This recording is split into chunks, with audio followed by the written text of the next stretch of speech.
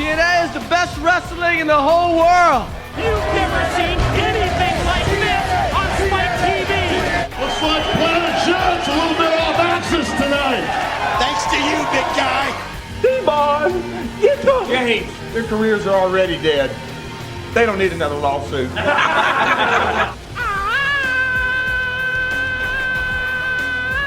Spike TV has just become Serengeti Television. This is BS. This sucks. I've lost my objectivity and I don't give a damn. Welcome everybody to You've Got to Be Kidding Me, episode number 41. We are a TNA history podcast that covers TNA 1 month at a time. On this episode, we are talking about arguably one of the biggest, most important months in TNA history. We're talking about October 2005 up to Bound for Glory 2005. I'm Garrett Kidney. I'm joined by Liam Jones. Liam, how are you doing? I am good, and I am here, and I am ready to talk TNA 2005. You are completely present in this moment. Definitely not thinking about anything else. Your brain's not at all dangling toward Baldur's Gate 3. No, I'm definitely not coming into this with sort of a quiet quitting attitude. God damn it. I'm here, and I'm present. Every time I throw to you, which by the way, if you remember on the last episode, you said you are now a professional podcaster who knows no bits and will have serious, honest to goodness points about everything.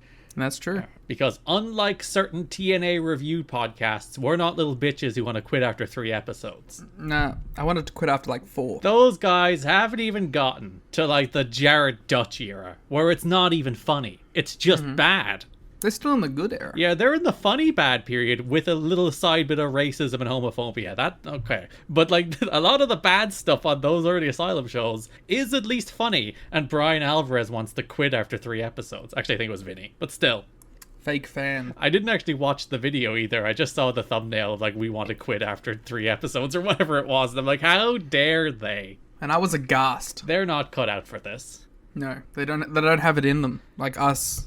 True professionals. And on the last episode, you were like, because of our status above Brian Alvarez, you are so serious and determined and the best podcaster in the history of podcasting that you will have full detailed thoughts. So you can't speed run this, buddy. You have to give detailed thoughts and analysis of 2005 TNA. It was good. You nailed it. Good job. Anything else going on? How you doing? I'm living life. To the fullest? To the fullest, to the extreme, doing everything I can do. My mic setup is a cup. It's very elaborate. Yeah, it's pretty intense. It's a real payoff of a watch-along bit where you had 9 cups on your desk and now you're using one of them as a mic stand. Yeah, you know, they mocked me. But now who was right? The man with a mic stand made of a cup. You've turned your slobbishness into practicality. The story of my life. And, you know, that's it. That's all that's been happening. You had a birthday recently. I had who gives a shit? You're now old. Oh, well, yeah. You've now officially ticked into late 20s. Great. No, I'm a mid-20s. You're clinging to that until, like, the end of 27? That's fair. Why would I want to approach death any further than I am? Have you reached the stage where you think about how you used to see the olds in, like, the wrestling community and be like, look at the olds? And now you realize, it's like, oh, there's a whole new generation of youngs who look at you and think, look at the olds in the wrestling community? No, I like to think that I'm in my prime now. I was a novice, but now I am a tastemaker and someone in the prime of their podcasting career. So before you were too young to have like the rounded experience and perspective, and before you fall into the trap of becoming too old and bitter and hated everything, you're in that sweet spot now where it's like the perfect amount of jaded. Yeah, I have enough that you need to have to function as someone who is talking about professional wrestling, but without being so jaded that I can no longer enjoy things like you. I enjoy things that are good. Yeah, but that's what jaded people who don't like anything say. That's the kind of attitude that 4 years ago you would have yelled at people for in Slack. It's true, but those are right. TJ Hawk was right all along. He's the most influential wrestling writer. True. It is like if you were to like who is among the most influential people in the wrestling like media sphere, there's a whole like branch of like TJ Hawkism. It's like Inokiism but for wrestling writing. Like they've got a whole bunch of people that went down the TJ Hawkisms. Yeah, it's scarily accurate. And I'm sure there's a lot of people who do it without even knowing that they're ripping off TJ Hawk. I don't think I've read a TJ Hawk review. I don't think he writes much. I know he came back to write because he's a big Bryan Danielson guy. So when Bryan Danielson was having real wrestling matches again in AEW, I know he reviewed a few of those. But yeah, what's most recent? He's in semi-retirement these days, I think. Just living life, being normal, having inspired a bunch of freaks to follow him down the path. He just reviews the Punk. Yeah, which is fair. Like, he's reviewed every Punk. Even the Collision ones? Yeah. Fair enough. But he's just the greatest of all time. It is legit. Like, he is most influential. We should write a letter to Dave to put him in the Wrestling Observer Hall of Fame. He would be the Wrestling Media Hall of Fame class. It's like, I know that TJ was a 411 guy, so you might be a little bit like jealous and upset that he wasn't a Wrestling Observer guy, but he deserves to be put in. Him and Larry, like, first ballot Wrestling Observer Media Hall of Fame. And like, you'd have to induct Dave, obviously. You'd have to. But he wouldn't do it until he died. Much like it's the classic Vince thing where he wouldn't induct himself. He's not going into the Observer Hall of Fame until he's done. Because he should be in the Observer Hall of Fame. Oh yes, even like if it wasn't his Hall of Fame, he should be in the Hall of Fame. He is a slam dunk. He's up there with like Bill Apter in terms of like one of the most influential figures in the history of wrestling media. When do I get in, do you think? Any day now. I don't even ever get a ballot. I don't want one because I don't like the Wrestling Observer Hall of Fame, but I don't get one and that upsets me. I just want to be in the club. I want one. I want to be influencer. I want one so I can abstain every time. And so you can just be like cool and post the Twitter that you abstained. Yeah, it's just like, I abstained from this year's Wrestling Observer Hall of Fame vote. Or spoil my vote by just writing in Shark Boy.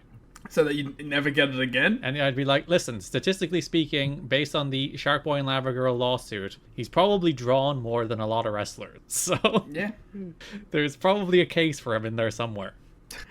Yeah, I'm sure there's a really in-depth case for Shark Boy. You can make like a most influential case. AEW and Discovery do a whole Shark Week now. Did you know that was based on Shark Boy?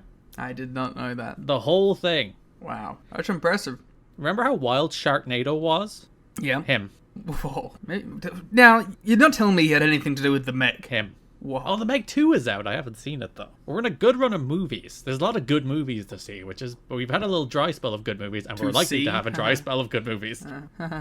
Was that like an ocean joke? Mm-hmm. That's good. Well done. Quick, hit him with your Barbenheimer thoughts. I haven't seen Barbie yet. What the fuck? I know, because I've been prioritizing Oppenheimer because it's the bigger watch. So I was like, I'm gonna get Oppenheimer out of the way first. But my local IMAX screen, it kept fucking selling out because they were only doing one airing of it for the first week in IMAX, and it kept selling out. And I was like, well, fuck off. And I eventually saw it the other night, and that is a tremendous movie, just a heaping movie that will make you distress about all of humanity because we suck and we're the worst and we like killing each other. And I now need the antidote that is Barbie. 3.5. 3.5. Again, well, if you got full frontal from Cillian Murphy, it'd be 4. It would be up to 4. That's fair. Yeah, it'd get the half. It was the false promises that really dragged it down. Yeah, it would go up to Barbie's level as a force. You've chosen your side in the war. And it's correct, objectively. Yeah, Oppenheimer's it's a great. It's just such a, again, like the subject matter, but then there's the filmmaking and the performances and the filmmaking. Like the tremendous pace of it is was the most like shining thing to me. Is that they managed to keep everything moving and consistent over 3 timelines that didn't become like jumbled or confusing. Yeah, and the thing where like a lot of movies would have ended on the bomb. And they're like, fuck you, you're sitting in the aftermath of that bomb for an hour. You're sitting there, and it fucking sucks. Sucks for everybody. And you're going to just soak it all in for an hour. Like a lot of films would have built, because the climactic moment of the movie is the bomb. Well, the test of the bomb, not really the bomb itself, because they don't show the bomb itself. But like the climactic scene is the test of the bomb, like the way they film I was ready all to that. pack up and get to Barbie. And then you sit there for an hour with just the aftermath. You have to live in it. And that was such a great choice that you forced the audience to live with it for a while instead of just letting them out. You know, it's like, oh, you got to the big climactic moment and you don't have to sit there and stew in that moment. You can just go to Barbie. Instead, you have to stew in that moment for a whole hour, and it sucks in the best way imaginable. True highlight of the movie was the first time that I Am Become Death Destroyer of Worlds was uttered.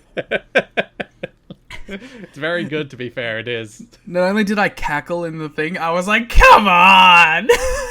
And when they play it in the moment where you would more expect it, it is the audio of the first one. So when you think about how, like, the context of that audio, it makes it even funnier when they play it in the moment you would expect. So, that is arguably a better joke than anything in Barbie.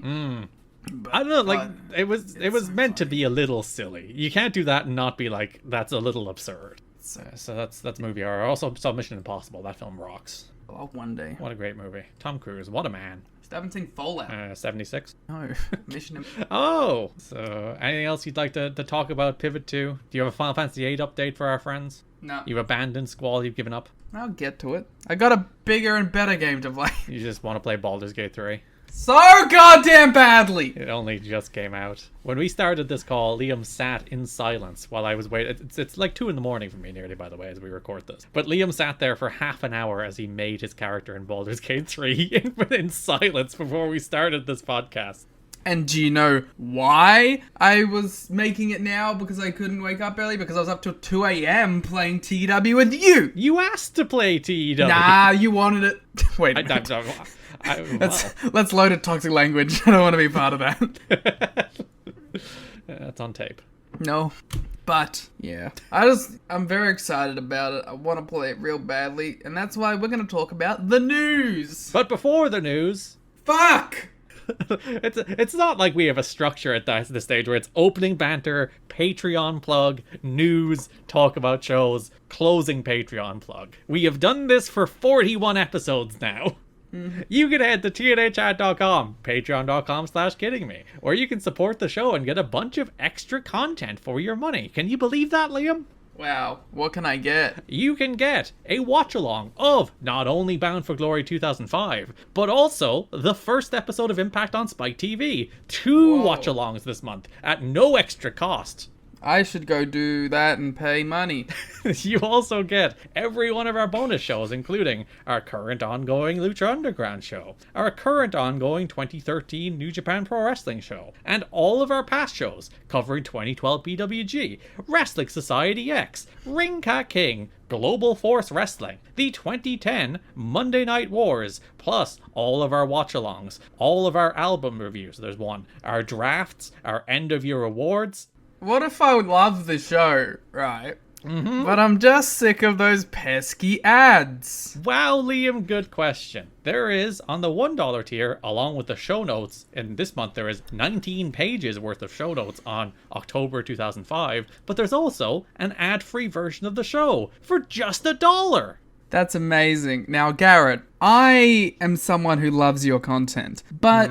I just don't have money for Patreon right now. Is there any other place I can go to get long-form versions of our content? Yeah, we have a YouTube channel at youtube.com/you've got to be kidding me, where you can get compilations of everything that led to Raven's world title win, or the 2003 Hulk Hogan saga, or Randy Savage's TNA run. All of that's on our YouTube, which is so close to monetization. Like, so desperately close to us being able to make pennies on those videos. I could support the show monetarily without spending my own money too? Yeah, you can just go to YouTube. I don't like this high-pitched salesman voice I've committed to. No, keep going. Stay in it. Yeah. Oh, sorry, I've broken character. Yeah! You can go to youtube.com/you've got to be kidding me, and you can watch some videos. And there you can give us money by just watching videos. Isn't it amazing? I'm gonna go do that now and share my favorite videos with all my friends, because statistically sharing the links generates more returning viewership than just sharing it to Twitter or Facebook. Yeah, you want external links, and you also want watch time. So if you can give that to us, that's great. And also just subscribe to it, because we're actually probably going to be shorter on subscribers than we are watch time in the end. So just go to youtube.com/you've got to be kidding me and hit that subscribe button, even if you don't intend to watch videos, but also watch the videos. Give us all the money, then go to Patreon and support us in every way that you can imagine, because you are our best friends. And this is the guilt segment of the show that Liam tried to skip. Yep. I think we nailed that plug. I think it was a solid plug. I think we killed it. I think it's the best we've ever done. We should send that to Rich and say that's our new advertisement for the show. That's our new promo. We want to put that in front of every Voices of Wrestling podcast. All 5 minutes of it. Yeah. It's like, hey, Rich, I think you should put that in front of every show. I think that's perfect. I got jump scared on one of them. I was listening to 5 Star Match Game, and our promo played before the start of it, and I was like, what? Because I did not expect to hear my own voice clicking play on that podcast. I was like, what is happening? I say it word for word every time. Oh yeah, we actually performed that live. Yeah, every time you open another Voices of Wrestling podcast, it's actually just a live feed to our computers where we recreate the ad perfectly every time. That's why Liam always sounds so, like, surprised and aloof. Whoa! So that does bring us to the month that is October 2005. The month that is the debut on Spike TV. Again, probably of the, like, January 2010 is probably, like, the biggest month of TNA history, just in terms of, like, news and relevance. But this might be, like, the second biggest. Because all the news and relevance that have sort of been bubbling on the surface actually come to fruition. Because we have talked for weeks and weeks and months about the television situation, even going back to FSN, of all the uncertainty and everything surrounding it, until they now finally reach national television, real, honest-to-goodness national television. Not quite prime time, it's 11 on Saturdays, but Impact debuts on October 1st on Spike TV. Yeah, finally, we're there. We're in the Spike TV era. No, we're out of the Dream era. He's not there anymore. Oh yeah, he didn't make it to this era. He got ousted. Not dead. Yeah. He's still alive at this stage. We'll do a full rundown of the first Spike episode in a moment, but we'll start with the first news story. With just over 2 weeks before it premieres on Spike TV's slammin' Saturday night block, TNA moved the NWA World Heavyweight title from Raven back to Jeff Jarrett. Fuck off. How you feeling about that?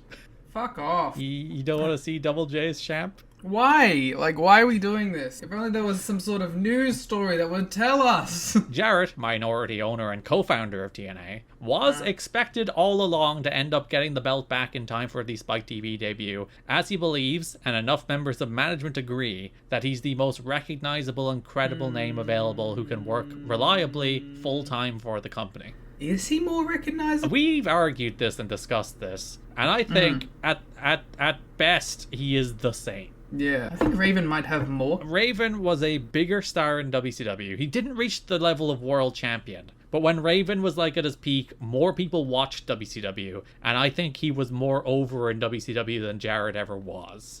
Also more recent WWE run. Yeah, and he had a more recent WWE run, though I think you could, to be fair, say that Jarrett was a more relevant wrestler in WWE. I think that's not even close. But that was also like a decade before. That was longer ago, yeah, and even then he still never rose above mid-card in WWE. So it's not the case, like, he was world champion in WCW, but Raven was probably a bigger, more relevant star during a period when more people watched. Raven was in WWF more recently, but Jarrett was a bigger star in WWF, but still not a big enough star in WWF that you would be like, that it really he's the matters. Rock. Yeah, he's marginally better, but not meaningfully so. And then Raven also has like underground ECW cred that Jeff Jarrett doesn't have. Yeah. So I would say at best they're the same. And it's like the other contenders are like Rhino, who's probably like the same as those two, but like lesser, if you know what I mean. Yeah. Like same sort of atmosphere, but at a lower level. And Jeff, but then you have to look at that reliable part of the reliably work full time. In a world where Jeff Hardy is completely clear-headed and entirely firing all cylinders, it's Jeff, like every day of the week. But we've seen over the last year nowhere near where Jeff Hardy is. So yeah, I don't buy it. I get why they keep going back to the well, but I don't buy it. It should just be Raven or anybody else. Or we'll talk about, they should have just done the title change on the first episode.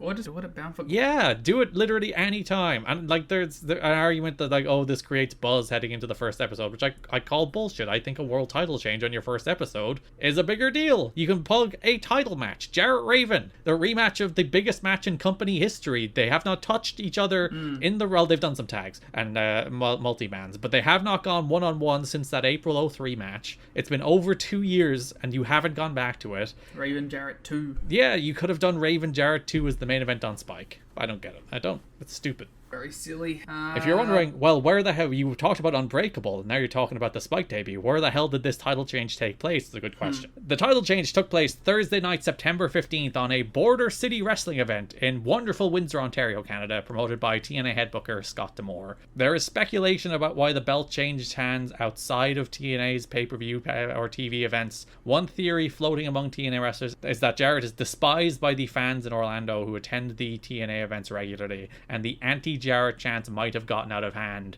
Which to me, again, that's a good thing. He's a heel. I guess the idea is that, like, they want... It's not so much the, like, get booed by these fans thing. It's the, like, how smarky and insidery are they going to be with what they say as we projected to a new audience for the first time. Which that might be fair, given toward the start of this year, they were actively, like, chanting, drop the title at him. Yeah, so, like, that's what I assume they mean by that, not, like, just heat. Or fans might have made a scene, such as standing up or turning their backs, or something equally distracting. And then, my other point about that is, like, if you are so concerned that your audience hates this decision so much, why are you doing it? Yeah. These people, I will never get this. Well, I will. Well, it's just that Jarrett is a charismatic individual, and when he's in a room with people booking stuff, he can convince people that he's the right decision. Even when he's not, and he's often not. And for a long time, he hasn't been. And he hasn't not been champion long enough that I'm, like, somewhat okay with going back to him. Like, if it's been 2 years, I'd be like, you know what, alright. It's been 2 years, but it's been 4 months. And also, the Raven run has been fine, but it hasn't been, like, world-changing. Yeah, we were talking about this on the last episode when you dropped him for your new favorite toy, Rhino. That Raven, like, basically, he just became a nerd who got beaten up and was, like, even upstaged by Jarrett on every... Like, Jarrett was like, I'm gonna be champion on Spike. And then he is! So it's just like, Raven was overshadowed, and then he got beat up by Abyss and Rhino for the entire summer. I also feel like he never really did anything. And he never talked. He never did promos. Yeah, he never cut promos. It was like they knew what to do with Raven up until he won the title, and then once he had it, they were like, we have no fucking clue what to do with this guy. There's also a theory that it could have been a favor to D'Amore, but I don't think you'd book a world title change like that just as a favor to D'Amore to pop a local Windsor number. Maybe the idea of, like, we're gonna do it on this. But then, you know what? There's one thing that goes against that, is that, like, they barely promoted where this happened. Yeah, it wasn't like, you know, they put a shining light on Windsor, Ontario. Or like BCW, like they mentioned it, but it's not like they were like at this giant like BCW show. I think there is a certain segment of fans that saw this and probably thought this was a TNA house show. Which I was actually in Windsor for the first time between episodes. For a TNA house show. Yeah, it's actually Slammiversary. You might have heard of it. I should have went on pilgrimage to the site of the controversy in Canada. Like this ended up getting a name. That would have been a great bit. Just to be showing up. I can't remember the name of the building. I looked it up, but it's because this match is online. I think so you can see highlights of the show online, but... You and Scott D'Amore go to the controversy in Canada arena. We'll pay a visit. Talk about how they popped the house, baby. That would have been a good bit. The plan within TNA for weeks was for Jarrett to regain the title at the BCW event. The feeling within TNA is that nobody else is qualified to hold the top belt at such an important time in company history. But in a PW Torch poll with well over 1,000 votes, and obviously this is a very skewed audience if you're a Torch subscriber or a Torch website visitor. Yeah, the big fucking mark idiot like us. 78% indicated it was a bad move to give Jarrett the belt, 10% said good, and 12% said it doesn't matter given the X Division will carry the company anyway. Damn, that's like the actual smart listeners. Yeah, it's like AJ's the one that really matters here, so who actually gives a shit? Damn. Can't believe that's a way better response. The minority said no, that they were against the move, Jarrett, as champion. And like, no, I'm not going to defend Jeff. You gonna try and spin it? I was going to do my usual, like, Jeff is a good performer, but I'm like, fuck it, nope. Yeah, he's a good goof. And I'm going to go back to one of my other talking points, the Jeff Jarrett Defense Squad these days. So, here we go. You didn't live through this. The people who were like, actually, Jeff Jarrett is always good. It's like, you didn't live through this. You didn't have to suffer this dude constantly making himself champion over and over again. It's like, imagine the Triple H reign of terror, but multiple time, and it's with Jeff Jarrett. At least, you know what, we will. I will actually defend him a little bit because this is the month where he does become a goof. So, oh yeah, like I think like that's what's gonna be like somewhat of the saving grace is him like as world champion, but with the idea that he's like not to be taken seriously. Because the worst is when it's Jeff Jarrett world champion who's trying to be serious. Yeah, Stone Cold Jeff Jarrett, but also world champion. Who's trying to like represent the legacy of the belt in how he acts. Like that's dumb. Just be a big idiot. Yeah, he's trying to do what like Nick Aldis did, I think, a lot better over the last like 5 years as like a guy who is the world champion. You know, I act, I look, I talk, I dress, and I wrestle. That was him in the Asylum era for sure. He was trying to be that, and I think Nick Aldis did a great job of that, particularly in like the early days of the NWA relaunch. and Jeff Jarrett was just never that. No. And so, like, the idea of him being a slimy little man who's trying to protect his very fragile reign at the top. I wonder where that comes from. Like that being his character instead of a serious pro wrestling champion man is way more appealing. The idea of changing the title on that show was actually planned close to 2 months ago. It was one of those deals where everyone was shocked. TNA management was shocked that somehow the story never got out, although Raven himself wasn't told about the title change until 2 days beforehand. I wonder how how that story didn't get out then. The 400 fans in Windsor were so shocked that even seeing Jarrett win and being announced as champion, even with Mike TNA there, because they brought in TNA to do like some commentary and some stuff, and JB was obviously filming it, I believe, that most were leaving the building thinking it would be an overturned screw job and didn't believe they'd actually seen a title change, because it is the classic like do a dusty finish, overturn it on a house show, right? I love that Dave. That's such a Daveism to be like, to equate the thoughts of the two people that sent him in their results to everyone in the building thought this. Like, there was one guy who sent Dave results from the show, and he said that, oh man, I think that they might just reverse it. And Dave then equates that to, there were all these fans leaving who just didn't believe it. One man can speak for 400. It's just funny to me. How do you know that dude didn't go around the entire building in Windsor and take a poll? It's actually where the PW Torch poll came from, that one dude in Windsor. Being like, how do you feel about this? How's it going? Did you think it would be overturned? It was Keller. Oh, working for the Observer. Sending it into Dave. Yeah. And please credit PW Torch. Dave's like, I don't do that. Just give credit. Dave reiterates that they were worried about the reaction the title change might get on Spike, and they didn't want to do a cheesy title change.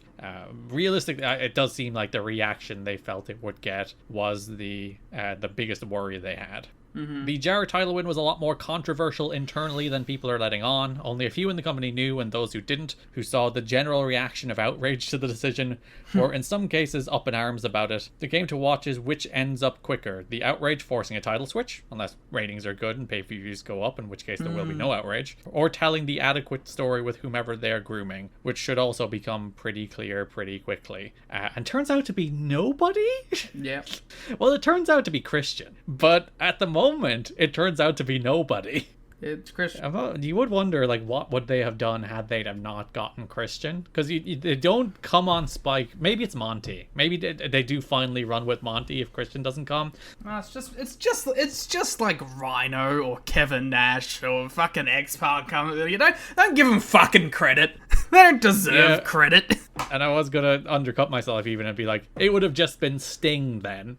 Yeah, it's gonna be whoever the guy that they sign who's gonna come in for 4 months before burning the bridge. They're not grooming anybody. It's not like, let's get Cassidy Riley over the course of 3 years to that level. Yeah, exactly. Their plan is someone that they've already gone to that level. Like, their plan is to continue to groom AJ for the next 5 years. They can just pull the trigger on AJ, but on TV this time. And every time they do it, they're just going to be like, wow, AJ's finally made it to the top, and we're not going to talk about the other 5 times he's made it to the top. And we're just going to keep running that over in fucking circles, because that's all they do. All they do is build to a big AJ title win, where then it's like, wow, he finally did it. And then, he loses it 2 months later, and then we start it all over again. This company, over the course of October, does go back to TNA default position of NWA champion Jeff Jarrett, Tag Team Champions America's Most Wanted, and X Division champion AJ Styles. Yeah, it's fucking annoying. It is funny how there is a gravitational force, and it's not just those guys, it's those guys at once. Every time they hit a reset position, it's back to Jarrett Styles AMW.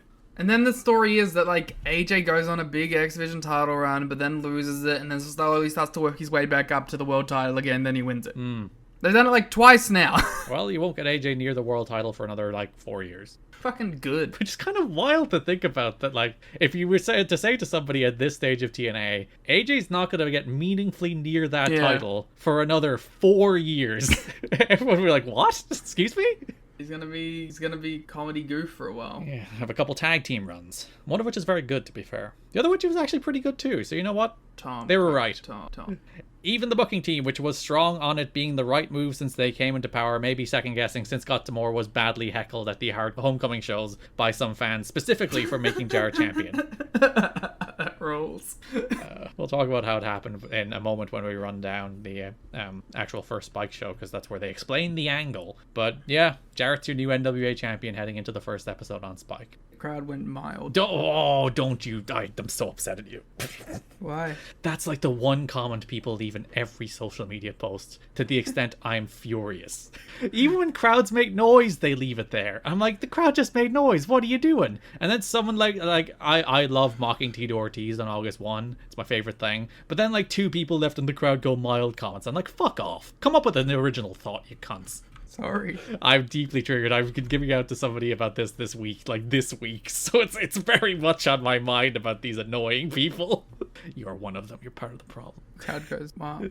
That brings us, we'll do a full rundown. We don't normally do individual episodes, but this is an important individual episode. To the first episode of Impact on Spike TV, October 1st, 2005, taped a few days earlier on the 27th. From the Impact Zone in Orlando, Florida, it's the 65th episode of Impact, the debut on Spike TV, and for me, like, a borderline perfect episode of TV for what it was trying to do. See, you love this episode of TV way more than I do. Like, I think this is good TV, and it's purely because I'm looking through it with 2023 AEW TV exists eyes, and I'm like... If you're like, this doesn't have a match oh of my the year God, candidate, let me finish my thought!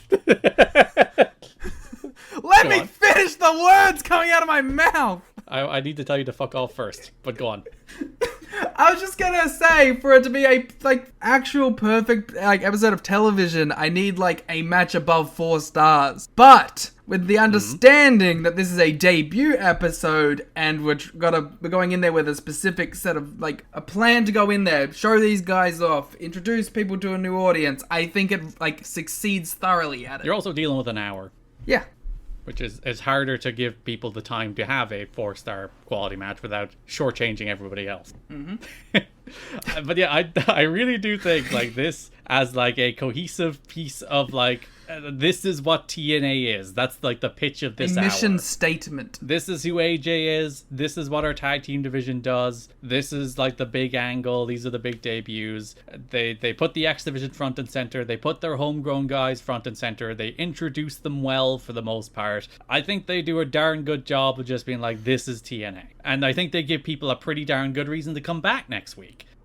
Yeah, that's actually something that's really great, is their week-to-week sort of promotion. Like, there was talk when Collision debuted, which I did really enjoy the first episode of Collision, but I think one of the criticisms after that first episode was like, that was a good episode of TV, but they gave no reason to come back next week. And I'm like, they kind of didn't. You're right. Mm-hmm. Which is something that they've gotten better about now. Because every time you're watching Collision, they always go like, this is what's on next week's Collision. Whereas, like, this episode ends with, like, the 1-2 punch of the debut of Team 3D and the return of Kevin Nash. And then ends with 3D setting up the match against AMW for the next week's episode. And it's like, that's a good hook for next week. That's good job. So the episode opens with a Barry Scott narrated video about all the moments building in TNA, how they toiled in fields of relative obscurity, but they toil in anonymity no longer. And like, I kind of love that they like pretty honestly pitched themselves as that. It's like, listen, we've kind of been under the radar. We get Fox Sports wasn't really a real TV deal. We wouldn't have said it at the time, but we get it kind of wasn't. But this is the actual big stage. I keep reading toiled in the fields of relative obscurity as toilet in the fields of relative obscurity, and I'm like, that's accurate too. Yeah, you live in Australia, you have outhouses. Not anymore. But you do have toilets in fields of relative obscurity in your country. I think more than most countries. Suddenly veered into Australian racism. Not a good look. I do find it funny that, like, because they focus on the champions here. They're like Styles, face of the X Division great, Jarrett, cunning, coy, NWA champion, the Naturals. And the Naturals are also here. They're like, oh, youth and vigor, they're great, we love them. But it's like, oh, the Naturals, huh? Yep, the big four that TNA always goes to. Jarrett, Styles, the Naturals. I do love this package. I think, like, Barry Scott, as we said a million times and will continue to say for the rest of TNA history, lends, like, a gravitas and a credibility to TNA that they sometimes don't even deserve, but his voice just carries that kind of weight, so that when he is like, AJ Styles is the future of professional wrestling, you're like, you are stating a true fact. Yeah, you believe. And I quipped on the watch along that, like, the real only purpose for TNA in the first 3 years was to create cool B-roll for video packages for their debut on Spike. And it's accurate. And it works. Yeah, there's some good, all the features on this show where they're like, just like, here's cool shit, here's the X Division, and it's just guys doing dives, or this opening package which is just guys doing cool moves, and skipper cage walks as you'd expect, and the Monty thing is just Monty pouncing people. It's exactly what you'd want, and who needed to watch we could have just skipped straight to here and just realized the rest was just video package fodder. You don't realize that like, if a company does get TV, they kind of do need to have sort of this back catalog of stuff to use. Because like that's the hard part, starting from zero. It's like, well, it's a lot easier to jump on TV and introduce AJ Styles when you have 3 years of footage of AJ Styles being awesome. Yeah, that's probably the reason that, like, to keep it sort of on the forefront of the news cycle, but also, you know, for that reason of having footage is like why AEW ran those events like once or twice a month leading up to their TNT debut. Yeah, just have a little bit of B-roll. You need a little bit of B-roll in your life. You need B-roll. It's a very important part of any sort of video media. Mike TNA introduces us to our 60-minute adrenaline rush, stating that we've never seen anything like this on Spike TV. They use that as an outro song for years, but they only use it as the intro song once. Oh, we have the proper TNA on Spike intro song as well, with the freaking Styles forearm and Monty Brown pounce transition, which is the coolest thing that's ever been in the opening titles of a wrestling show. Where like Monty pounces Mikey Bats out of the frame and Styles comes in with the forearm. It's so good. Wrestling shows should be good. My favorite thing about this is like, this is clearly your nostalgia point where you're like, this is the greatest intro, blah blah blah, and I'm like, I mean, I'm waiting for Cross the Line. Well, if they put Monty pouncing Mikey Bats in the Cross the Line intro, I mean, then we could do that. That's true. Do you have those kind of video editing skills? I could find a way. There's YouTube tutorials. Yeah. Yeah, I like the little side swipe at WWE with the "You've never seen anything like this on Spike TV." I love petty bullshit. My favorite thing. Like, there is a note that Spike TV officials, and we'll talk a lot about the end of the Spike WWE relationship in a minute. That's another news note. But Spike TV officials have indicated to TNA that they don't want any direct shots taken at WWE during Impact broadcasts. There doesn't seem to be a big protest coming from TNA brass regarding the matter, but Spike may be gun shy after being portrayed as petty for trying to censor WWE's attempts to plug that their homecoming show would be on USA Network. Can I be honest with you? Yeah. I definitely read that as gunshy. And I was like, what the fuck does that mean? You're trying to work out what the word gunshy meant? Yeah, I was like, what? It sounds dirty. To be fair, gunshy is not one word as it is written in PW Tort, so you have a fair reason to shout at Wade there. Yeah, I was very confused. I was like, what does that mean? Spike may have been gunshy. Gunshy. But yeah, we'll go into like the drama about the last episode of Raw on Spike in a minute, where they tried to censor WWE. It's great fun. But apparently they got painted as the villains in that, even though they're absolutely not. And they were like, all right, just ease off WWE. I mean, WWE are like masters of not being the villains in stories where they're clearly the villains. It is one of the better things they're at. We have match graphics for the first time on Impact. And I think it's great. Yeah, so it's like, it's kind of like, how would you, orange neon almost? Is that a good way to describe it? Like industrial. Yeah, it's like an orange neon sign from a cyberpunk movie that just happens to have like Jeff Hardy versus Rhino on it. Yeah, it's cool. It was one of those things. It's like, I only realized when watching that first episode, it's like, we've never had match graphics. And how much it added. It's like, we're on 65 episodes of Impact and they've never had a match graphic. Yeah, these are the first match graphics in Impact history, as Mike TNA tells us that our main event will be Jeff Hardy versus Rhino, and we'll also see controversy in Canada later tonight. How do you feel about Hardy and Rhino as the main event? If you're not going to run a big title match, it's about as good as you can ask for. Yeah, I guess when like the whole reason you still have Jeff Hardy around is because you want Jeff Hardy on Spike, you might as well put him front and center in the main event on the first show. I have a bigger problem with the first 2 weeks having their biggest matches end in bullshit. Yeah, not even bullshit. They both end in DQ. Yeah, like, that's not the best foot to be getting off on. Yeah, it's not even the case that like they end in, run-in, interference, and a finish. Neither of them have finishes.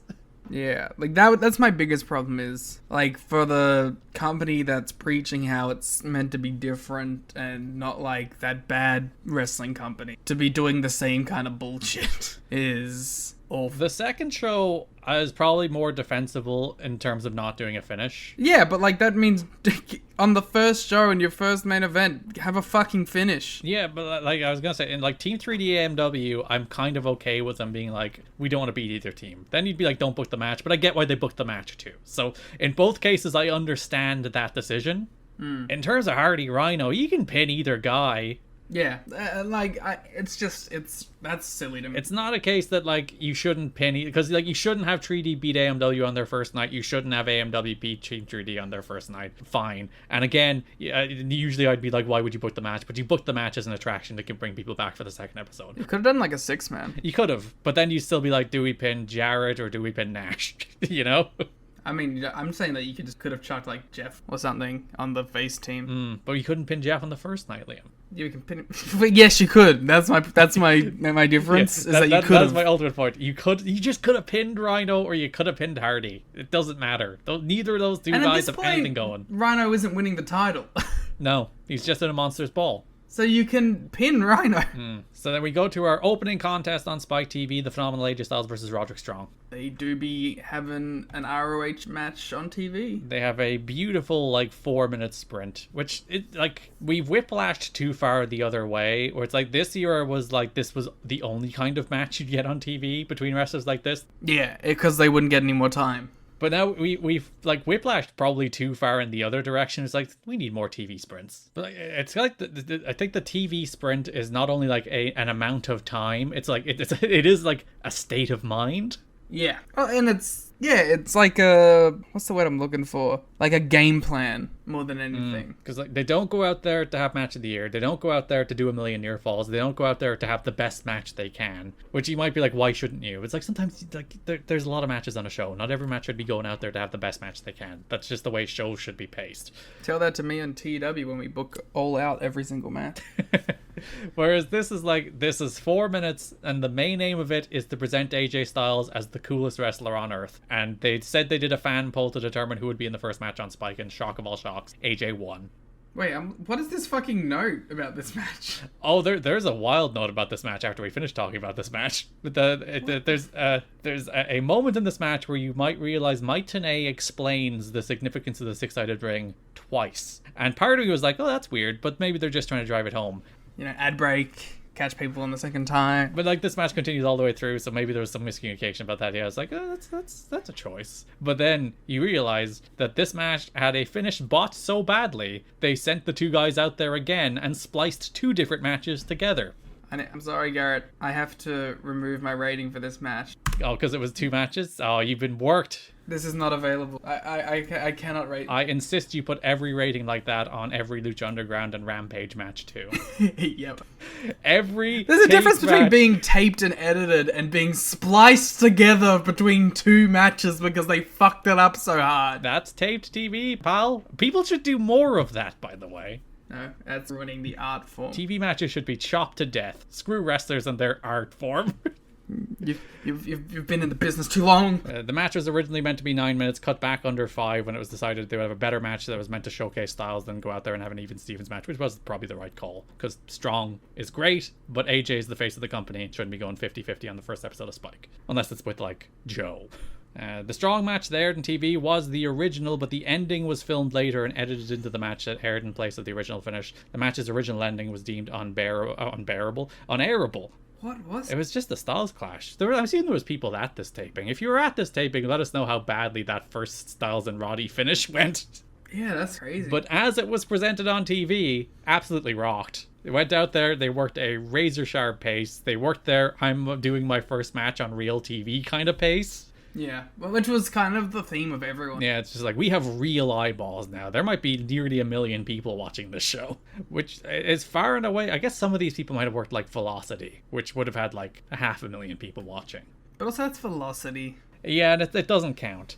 So, the difference in the number of people who were, by the time Joe was on his episode, which was the most watched episode of the month, the number of people being introduced to Joe for the first time in that moment is probably, close to, 800,000 to 1 million people watching Samoa Joe for the first time. Yeah. There's a reason there's some pep in their step. Yeah, you think like the number of people exposed to Joe through Japan and through Ring of Honor is, pretty small, especially in those days where indies were buy a DVD. There was a cost incurred for the youngins when they wanted to get into independent wrestling, unlike these days where you just search free matches on YouTube and watch whatever the hell you want. Yeah, with your Roo tubes and your Billy Billies. We do this rant at least every 5 to 10 episodes about how kids these days have it so good when it comes to accessing wrestling.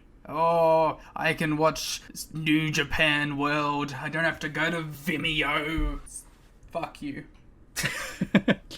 Well, they shut down Pivot Share, so... I told you, I'm in my old jaded era now. I know, you're supposed to be in the middle ground. Nah, I'm leaning the other way. I'm too much like you. I learned from watching you. You got 70% more bitter when I was going to give out to you about it not having a 4-star match criticism. I was just like, let me get my point. Then you can yell at me. Your bitterness has you've officially ticked into it now. You hit that's the moment. I just want good matches. You will look back on it and be like, that is the moment I hit my late 20s. It's like in Oppenheimer when in the background of the music is slowly intensifying. That was happening for the first 40 minutes of the podcast, and then that's when the bomb dropped. They just went out, had a great match. Styles hit the reverse DDT, but where he sprung from the apron onto the the opposite side of the ropes and then back into the DDT, and that is the moment where I'm like, you're the best wrestler in the world. There's always 1 or 2 per AJ match point. Yeah, he also did he's one of 2 people who broke out a dive and broke his legs off the rail. Yes, it was a big night for that. Showing his true commitment to the brand, him and Chris Sabin just shattering their shins and ankles off of guardrails. I wonder how many people tuned into this show and saw TNA for the first time and were like, what the fuck is this ring? Yeah, because TNA does explain it. He's like, it offers more options for high-risk offense. It's very unique. It's better for the X Division guys. That's the pitch. But that's the appeal, right? It's meant to stop you in your tracks when you're changing the channel.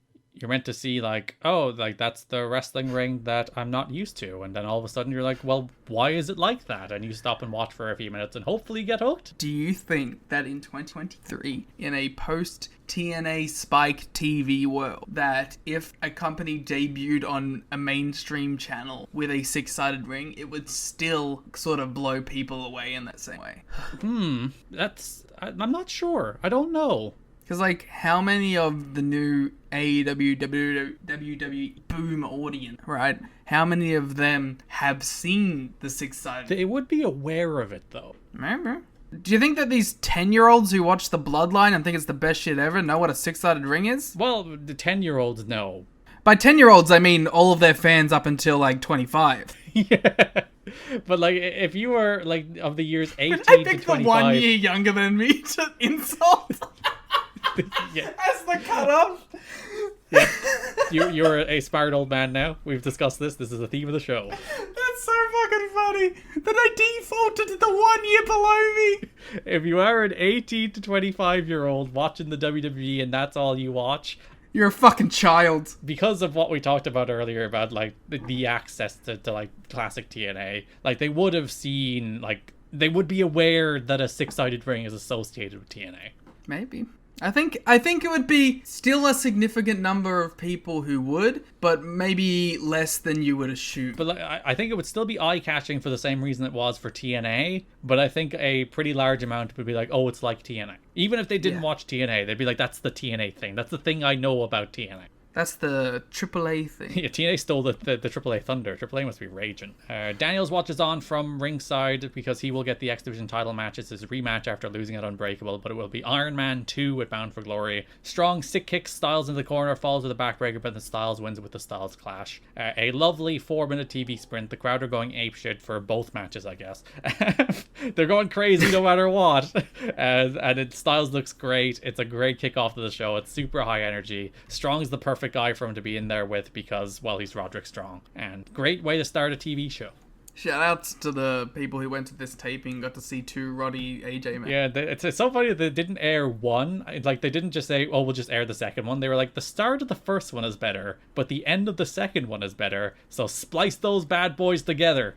And it worked. If I didn't read this note, Yeah, the only tip-off is the TNA commentary, which most people would be like, weird that he explained it twice. Mike and Don welcome us to the show. They plug Monty coming up, more X Division is coming up, Rhino and Hardy's our main event, and explain that they will show all the controversy in Canada footage as Jeff Jarrett is once again NWA World Champion. We get a feature on Monty Brown. Vignettes. Where they finally pull out the actual money. Well, I wonder is it Spike money, or maybe Spike have the archive somehow. But there's finally Monty Brown football footage. Yeah, I'm guessing like Spike just owned or had it for some reason. Or they were like, all right, we're debuting on TV, we should license, because they actively like shout out, oh, that's NFL Films footage. So like they got it from somewhere, NFL Film. Maybe whether they it's just asked. Yeah, it might just be a case where it's like, oh, it's just a $50 license fee, and it's like, oh, good. Yeah, as I've learned from doing the Cinema Club stuff and getting licenses for things, it's not as expensive thing. Well, depending on what you're asking for, and I guess it probably depends. And the who's context asking as well. Yeah. Like if you're like, I need this footage to broadcast, more expensive than, hey, I'm renting essentially this movie to display at a theater. So yeah, they showed Monty playing football, doing tackles, playing for the Patriots and the Bears. I don't Bills. describe it as a tackle. I like to think he's pouncing the other football. And in that moment, he's like wrestling. He goes, ah. No, he goes ah these days apparently. He should have had Immigrant Song. Because Franchise has Monty, and Franchise is like, ooh, you're an action franchise, and Monty is just like ah. He's such a weirdo. He's such a freak. I love him so much.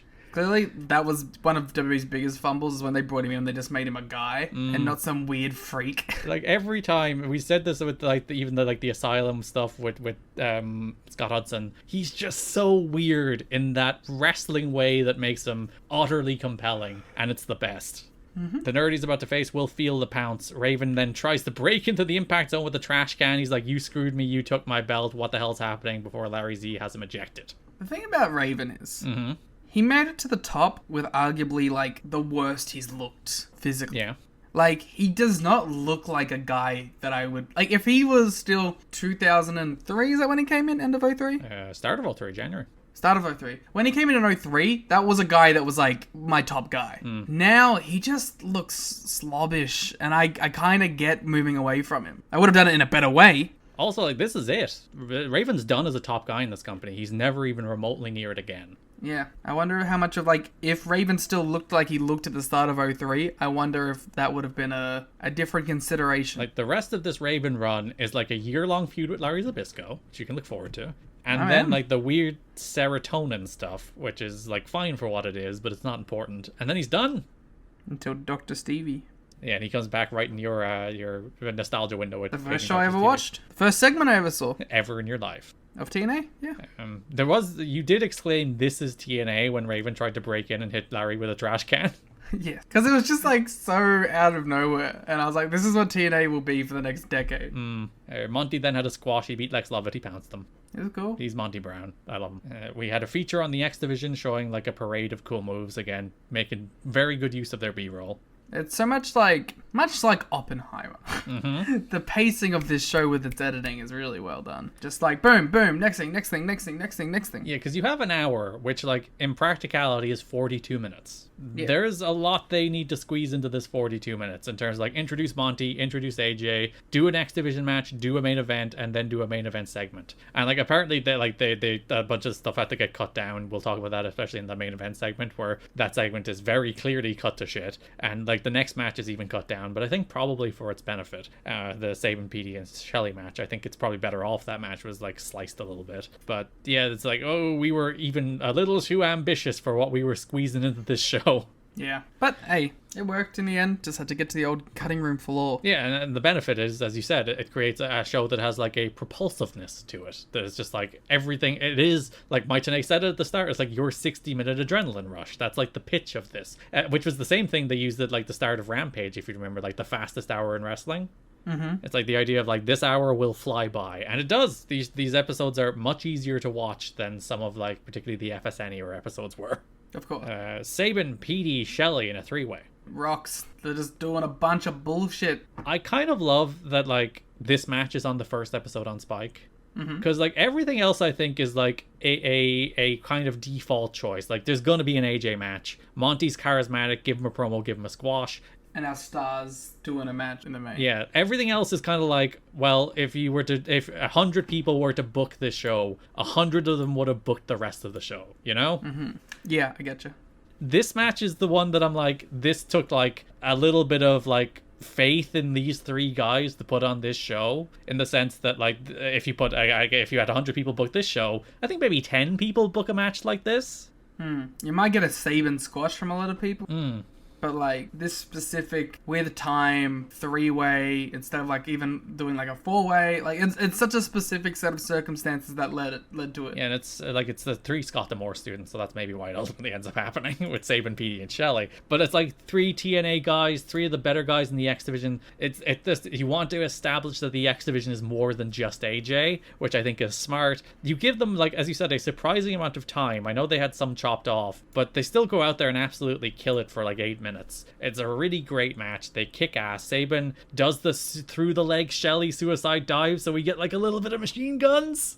Yeah, we had a little taste. Saban breaks his shins doing a springboard moonsault onto the guardrail.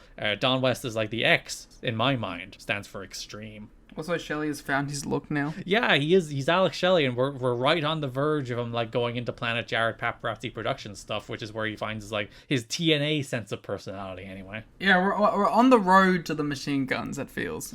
They did a machine gun spot in this match. Yeah. I was like, oh. Saban pins Shelley with the cradle shock, and you like, Spike debut. You didn't do a Canadian Destroyer. You're crazy. Because if you look at the video package, there's like 3 Canadian Destroyers in the video package before the match, and you're like, you're crazy. What do you? Oh no, he hits it after the match. There you go. And then it was in that moment I was like, Scott Demore's the greatest of all time. Like, he's like, I know that Petey's not winning, but he's got to hit the Destroyer. It's got to hit the move. You got to get the move on the Spike debut. Exactly. Franchise asks Larry about surprises. He's like, wait and see. But then Tito Ortiz shows up. August 1 warning. We are pretty close to August 1. 10-year anniversary of it, for the love of God. Asks about the business they have to take care of, and Larry invites him into his office.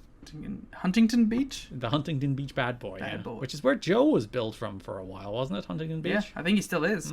Not the Isle of Samoa, which is where he was billed from in TNA. Yeah, I think they're back to Huntington Beach. We have a feature on the 3 Live crew about how funny and entertaining they are. And they'll face Team Canada next week. Great. That brings us to the main event of the show, or well, the last match. It wasn't the thing that went on. The main last. event was the segment. Rhino and Jeff Hardy. They did some bullshit, and then a bunch of people came out and beat them up. Yeah, it was the weakest of the matches on the show, and that includes the Monty Brown squash. Because that rocked, and the 2 X Division matches rocked, and this was just kind of there. It continues the streak of 2005 Jeff, unless he's falling off ladders or the top of the Impact Zone, which we'll get to in a little bit. He's not particularly interesting these days, and this is a not particularly interesting match with Rhino. Let me give Jeff Hardy a little credit. It does look like he cares at least now, because there was a run where like visibly it didn't look like he gave a single shit what he was doing, and now he at least looks like he is enjoying being at work. I'll give him that. I think I'd go as far as to say like he doesn't actively not care. Yeah, like that. Maybe I'm giving him too much credit, but it's above the state of where he was like 6 months ago. Yeah, it's like I would struggle to go as far as to say he cares, but I would say he doesn't like not care. There's an improvement. He's in like a middle indifferent but willing to try here and there phase. The match is pretty much nothing. Abyss jumps in the ring, causes a no contest. Post-match does rock, because it mostly just sets out a bunch of guys running out, lights out, Sabu runs wild, crowd go nuts for Sabu. It's a good build to the Monsters Bowl. You know what I've come to really appreciate? Me? Oh, I don't need to come to appreciate you. Oh no!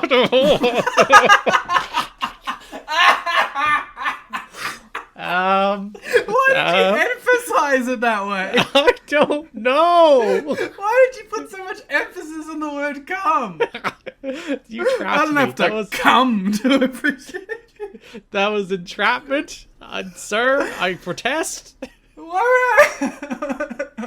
That was gonna be a nice sentiment that I always appreciated you, and then you trapped me into saying something filthy and dirty. How did I do it? It's setting up phrasing. I didn't do anything. You, sir, put the words in my mouth. I'm crying. I have come to appreciate Don't shudder while you say it now. I have the Don West Sabu. Every time you get a lights out Sabu. He says it the exact same way with like such the earnest Don West enthusiasm. He's like, Sabu! He says it like how we... He says it how a man should say Sabu at the end of a Lights Out Sabu. Yeah. What the fuck are we doing? All these men will be in Monsters Ball at Bound for Glory, Hardy, Sabu, Abyss, and Rhino. They do finally air footage of controversy in Canada. So the big angle, which I didn't actually talk about earlier, but the big swerve really is not just that Jarrett won the title, but America's Most Wanted helped him do it. And thus becoming Canada. They weren't actually let out of the country, they're trapped there. These are their twin brothers. AMW came out, death sentenced Raven, giving Jarrett the title. Scott D'Amore greets Jarrett backstage and he's like, I love it when a plan comes together. So within story, they lured Raven into a title match in Scott D'Amore's home promotion so that evil Team Canada promoter D'Amore and new associates America's Most Wanted could conspire to screw Raven out of the NWA title and Planet Jarrett can form in earnest. So, like, as much as I dislike the title change, the thing that I actually hate more is that the turn of the biggest babyface tag team in company history happened on a show where you don't get to really see. And that's upsetting to me, especially when it's been a team that the crowd has kind of tried to turn heel a couple times, and they've teased it a couple times. The fact that we don't actually get that is kind of annoying. And, like, it's almost kind of smart to do that in Canada. Yeah. Because, like, it's America's Most Wanted. They are very much an American tag team. So the idea of actually doing the heel turn in dastardly old Canada to add that extra little bit of heat would make sense if this Impact was in Canada and it wasn't a BCW show that you're just seeing highlights of. Yeah. Yeah. AMW gave into the Jarrett reasoning, gave into the paranoia. Which, to be fair, it's not paranoia. They did bring in Team 3D.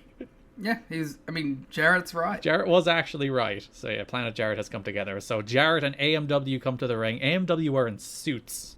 Because they're bad guys now. They're mean. They're no longer salt of the earth. They no longer represent the common man in America. It's upsetting. Now they represent the corporate greed in America. So Jarrett gloats about being champion on Spike. He said he'd be champion, and then he was champion. He followed through with his promises. Takes all the credit for TNA. Thanks AMW as the cornerstones of TNA. And then introduces the final piece, Scott D'Amore. TNA then does connect the dots that D'Amore owns the promotion where the title change took place, thus putting a bow on the conspiracy. D'Amore says that Jarrett owes him one, which, based on TNA history, will not be repaid. Anytime anybody is owed one by Jeff Jarrett, it never goes anywhere. Yeah. Yeah, well, that's the thing. That works if these guys eventually catch on to his bullshit. Yeah, it's part of the reason, like, Rhino turning him down was so good, because Rhino's like, I saw what you did with Monty. You did not return that favor. But then, unfortunately, it just makes the first guy look like a dumb idiot. Garrett, we have breaking news. What is it? Revolution Pro. This is 8 hours ago. Fuck me. Don't worry about it. I'm shit. I don't want to be here anymore. I'm going home. Shibata?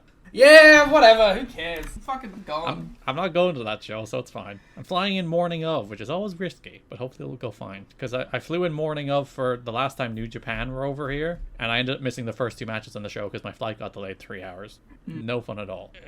3 Live Crew interrupt. They do their catchphrases. Conan accuses Jarrett of boring the people half to death. He's like, we've only been on Spike one night, and you've already bored these people to tears. Love Conan. He is the true one truth teller in TNA.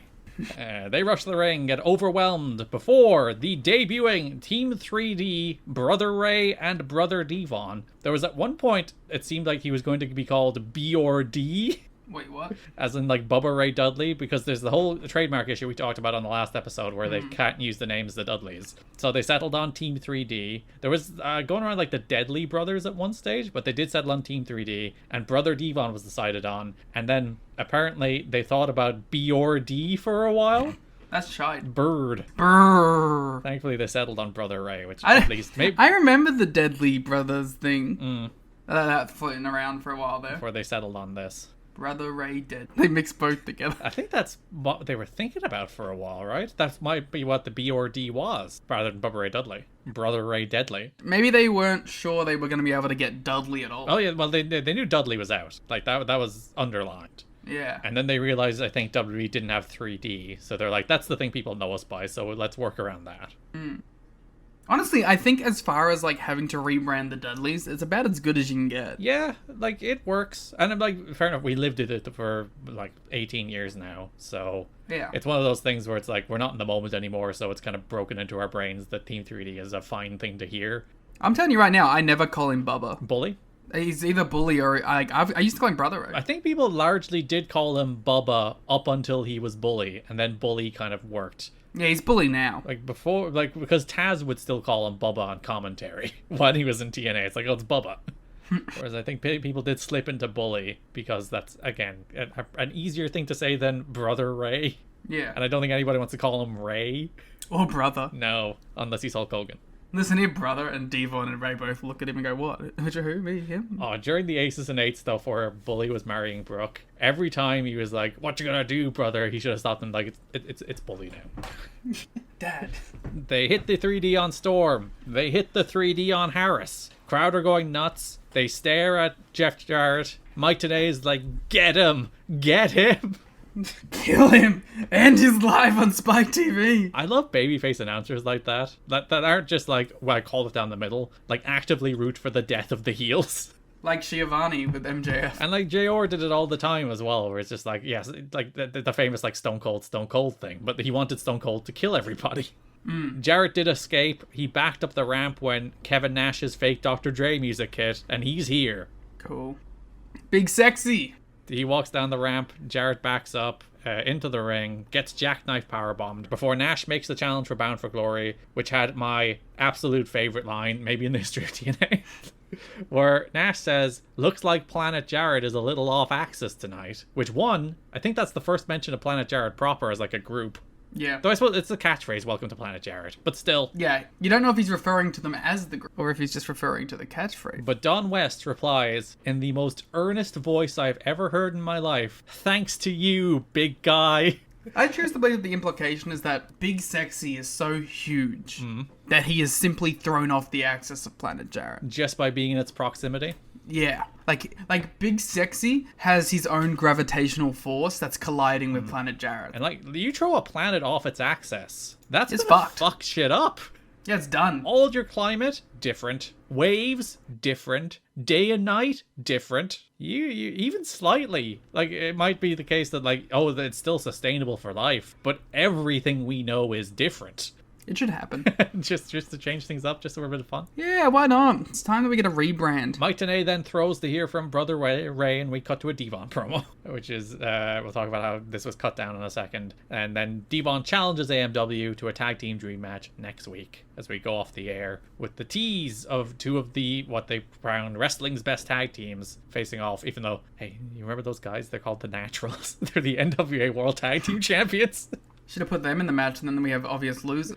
I love that next week where like the best teams in the world face tonight in your main event. It's like, guys, the Naturals have the tag titles. Remember the Naturals? And also, like when like Devon and Bubba are cutting the promo, and they're like, "Yeah, this is about winning the tag team titles," and you're like, "No, that's the Naturals. Andy, Chase, They're the tag champs." Before Team 3D and Nash went to the ring, they were told that there was less than a minute and a half left total TV time for their run-ins and promos. All three had comments edited from TV because of tight TV time. Conan's promo was also cut down. He had more anti-Jeff Jarrett sentiment, apparently.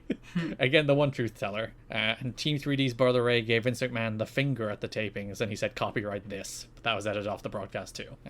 I love this segment. So chaotic. Yeah, it's one of those, again, where like chopping it down to its like real base elements is created that kind of sense of energy where it's like you get the 3Ds and the crowd are going nuts, and you get the powerbomb and Jarrett, and you get the challenge for Bound for Glory, and you get the challenge for Impact next week, and all of that happens in the space of like 90 seconds to 2 minutes. They're going crazy with it. Like, there are times where you want an angle to breathe, you want to sit with something, you don't want to rush through a million things at once, but sometimes it works. Sometimes it is your 60-minute adrenaline rush. Nash was originally meant to return at Unbreakable, do a cameo to begin the build of Bound for Glory, but that spot was meant to be him and Waltman doing an interview together, as like they're in the background talking to each other, and there's something like that, and then the mystery is like, what are they doing? What's Nash doing here? What's happening here? Is the band back together? Ooh, not for another 6 years. 5 years? 5 years. And yeah, when Waltman no-showed, they scrapped that, so Nash just schmoozed with some Spike executives and left. It sounds like a great payday. I always think about that sometimes. When you look at like what a person did on TV. Yeah, Lex Lovett on this show. But like, he had a match. Yeah, 2 bumps and he's out, brother. That's true, but he didn't get paid very much. True. He's also local, so he didn't get flown in. But sometimes you see someone have like a 60-second pre-tape to set up a segment the next week, and I'm like, you really fly all the way to like Sioux City, Iowa to film that one pre-tape, sit around in catering, and go home? Not sure how I'd feel about that. I was like, could you not have got me to film that last week and left me at home? Let's keep an eye out of funny scenarios for guys to get flown in for. Yeah.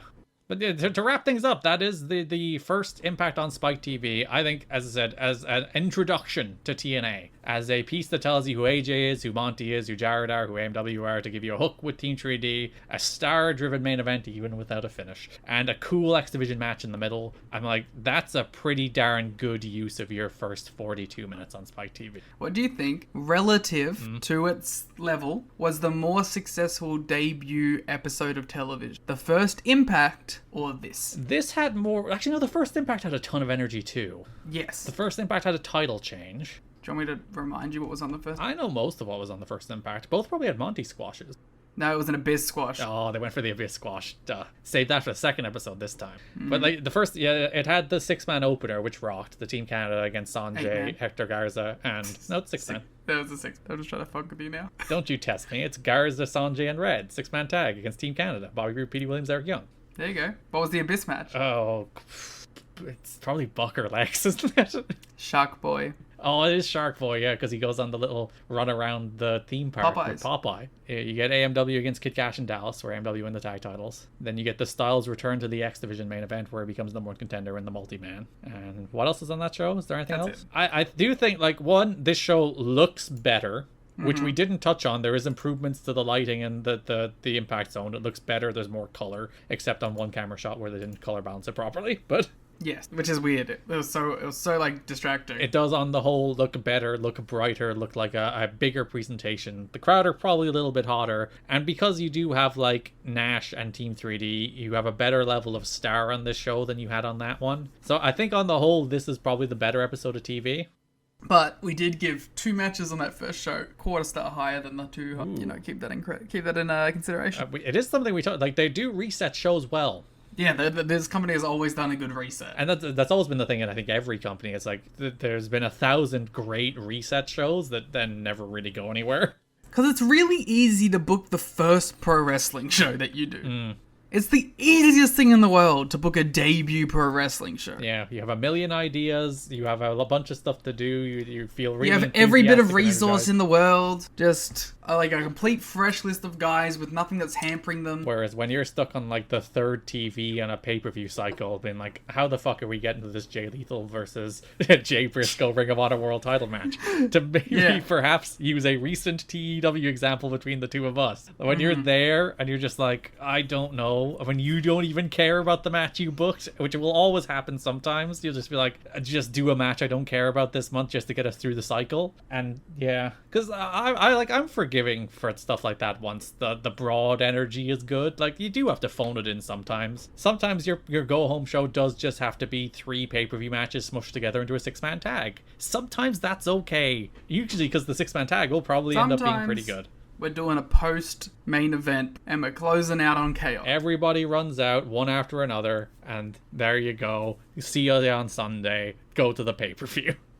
Again, that's fine. But yeah, it is very easy to book the like fresh-faced, enthusiastic reboot show where you might do a title change or get a couple debuts in. Everyone's real pumped up and excited. And when you're 4 months down the line, just doing another pay-per-view cycle, trying to keep the same enthusiasm is quite difficult. I think look at us with our well-reasoned, interesting explanation. Yeah, I think both from the perspective of bookers and wrestlers. Oh, yeah, but I'm sure the grind as a wrestler is fucking, like, atrociously annoying. Like, I am sure everybody on this show was so up for it. Yeah. It's like, everyone was willing to kill themselves on guardrail. Yeah, and how, like, the pace in which people work, you know, for at least 7 of the people on this show. Especially Lex Lovett. Well, my point. For at least, like, 7 people on the show, this is, like, your mainstream television debut. You're feeling fucking amped. And then, again, 4 months down the line when you're having your 10th match on Spike. And you've had to deal with TNA backstage bullshit. You get broken down real easy. Yeah, even the best, most enthusiastic wrestlers are like, house show effort tonight, lads, right? At some point, it becomes work again. There's always the difficult thing to remove between, like, I'm not a meaningful artist, but like even podcasts are like, it's work this time, isn't it? Brother, it's work today, let me tell you. This is where you make a quip that, like, it's work with you every time, brother, carrying you because my back is sore. Nah, I'd never say that. Just thinking. But yeah, it is a job. Sometimes, as I said, sometimes you're just going to work, you have a bad week, you just have to get in, get out, do your 90-second pre-tape in Iowa and go home. It is something that I think a lot of wrestling fans forget. Because, like, it's such a meaningful, like, way of being entertained to us that, like, the idea that for some people this is just them clocking in and clocking out is, like, can be lost very easy because it's such a weird, personable mix of reality and performance sort of industry, which is its own unique thing that there's nothing else quite like. And it's just like the relationship we have with art is is very different from the relationship the artist might have with art. It's like we watch a TV show expecting it to be like the most thoughtful, put together, brilliant thing that everyone's put every ounce of it, everything they have into. That's kind of what everybody expects every time you watch a show or you watch a movie or you watch a wrestling match. And sometimes it is just like, oh, we have a script deadline, let's get whatever we can over the line. And sometimes it is like, oh, we shot that scene, it took fucking 17 hours, we had a long shoot day and no one gave a shit at the end and we just finished that shit.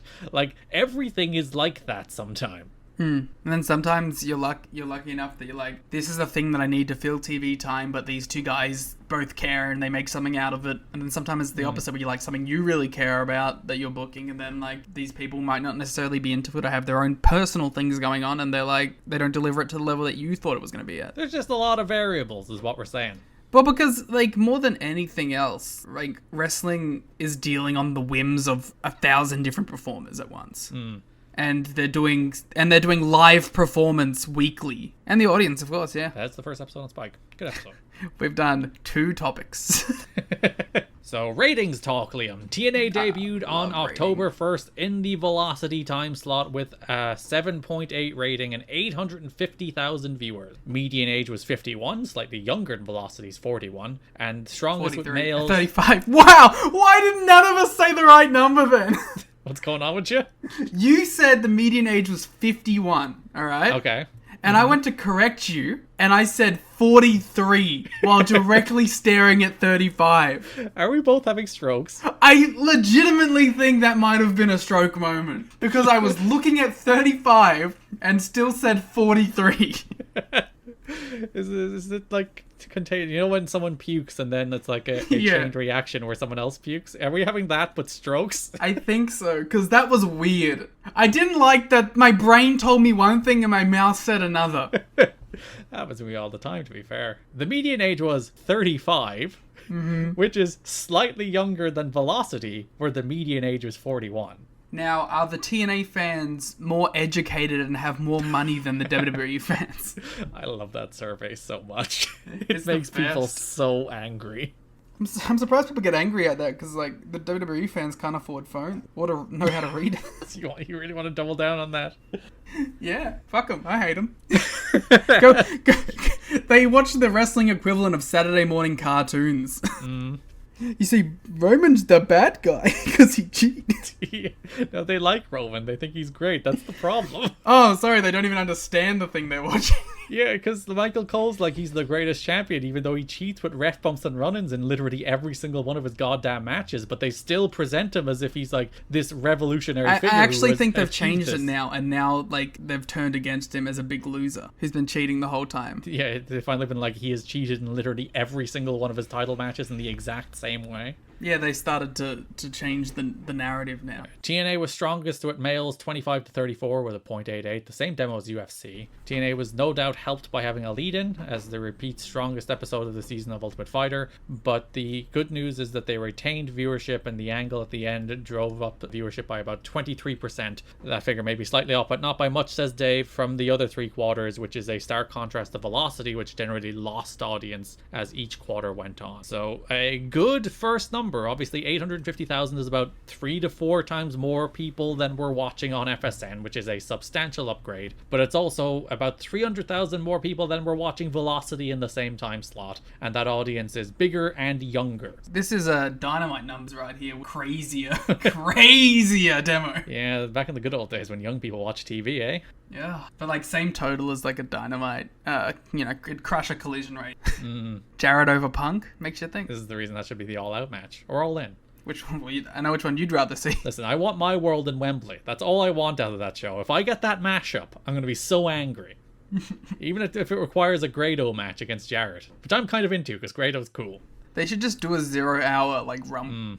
So that everyone can get their music hit and everyone can go, woo. The last time Velocity did a rating as good as TNA did was April 2004, so over 18 months back in the past. The replay of the show on Monday night at midnight did a 0.5, which is considered a disappointment because it's a 62% from what Ultimate Fighter had been doing. But they also didn't advertise it at all. They put all their eggs in the main Saturday era. That's a good number. So probably the better news. This is crazy to me. That Dave like downplays it and says pretty good news. This is crazy. Because it is substantial conventional wisdom these days that you'll do a great number for show number 1, but and you'll never get back to it. Plummet. And like TNA didn't. TNA did a better number for show number 2. Increased week over week. That's insane. A pretty small demo boost, but from a 0.78 to a 0.82, and then from 850,000 viewers to 994 for week 2.